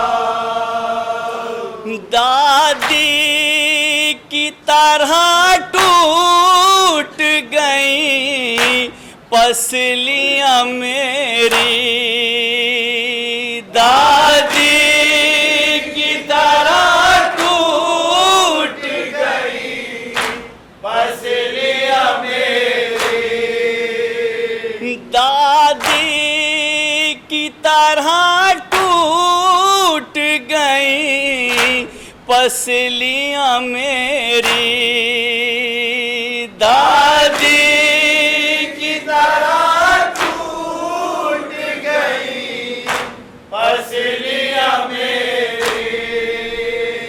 وہ درد ہے پل بھر نہیں تھمتا میرے بابا، زندہ میں سکینہ کا تھا نوحہ میرے بابا. سب لوگ چلے جائیں گے یثرب سب لوگ رہا ہو کے چلے جائیں گے یثرب رہ جاؤں گی میں قید میں تنہا میرے بابا زندہ میں سکینہ کا تھا نوحہ میرے بابا کیا اب مجھے دیکھو گے تو پہچان سکو گے کیا اب مجھے دیکھو گے تو پہچان سکو گے بدلا ہے غموں نے میرا چہرہ میرے بابا زندہ میں سکینہ کا تھا نوحہ میرے بابا اس خاک کے بستر نے مجھے مار دیا ہے اس خاک کے بستر نے مجھے مار دیا ہے اٹھتی ہوں تو یہ جسم ہے دکھتا میرے بابا زندہ میں سکینہ کا تھا نوحہ میرے بابا یہ دیکھیے خولی نے میرے کھینچے ہیں بندے یہ دیکھیے خولی نے میرے کھینچے ہیں بندے مارا ہے میری پشت پا نیزہ میرے بابا زندہ میں سکینہ کا تھا نوحہ میرے بابا یہ کہے کہ ہمیشہ کے لیے سو گئی بچی یہ کہے کہ ہمیشہ کے لیے سو گئی بچی بابا میرے بابا میرے بابا میرے بابا زندہ میں سکینہ کا تھا نوحہ میرے بابا ہے دل سے بلال آپ کا غم خار و عزادار ہے دل سے بلال آپ کا غم خار و عزادار صدقے میں اسے آپ کے بخشا میرے بابا زندہ میں سکینہ کا تھا نوحہ میرے بابا یا حسین یا حسین یا حسین یا حسین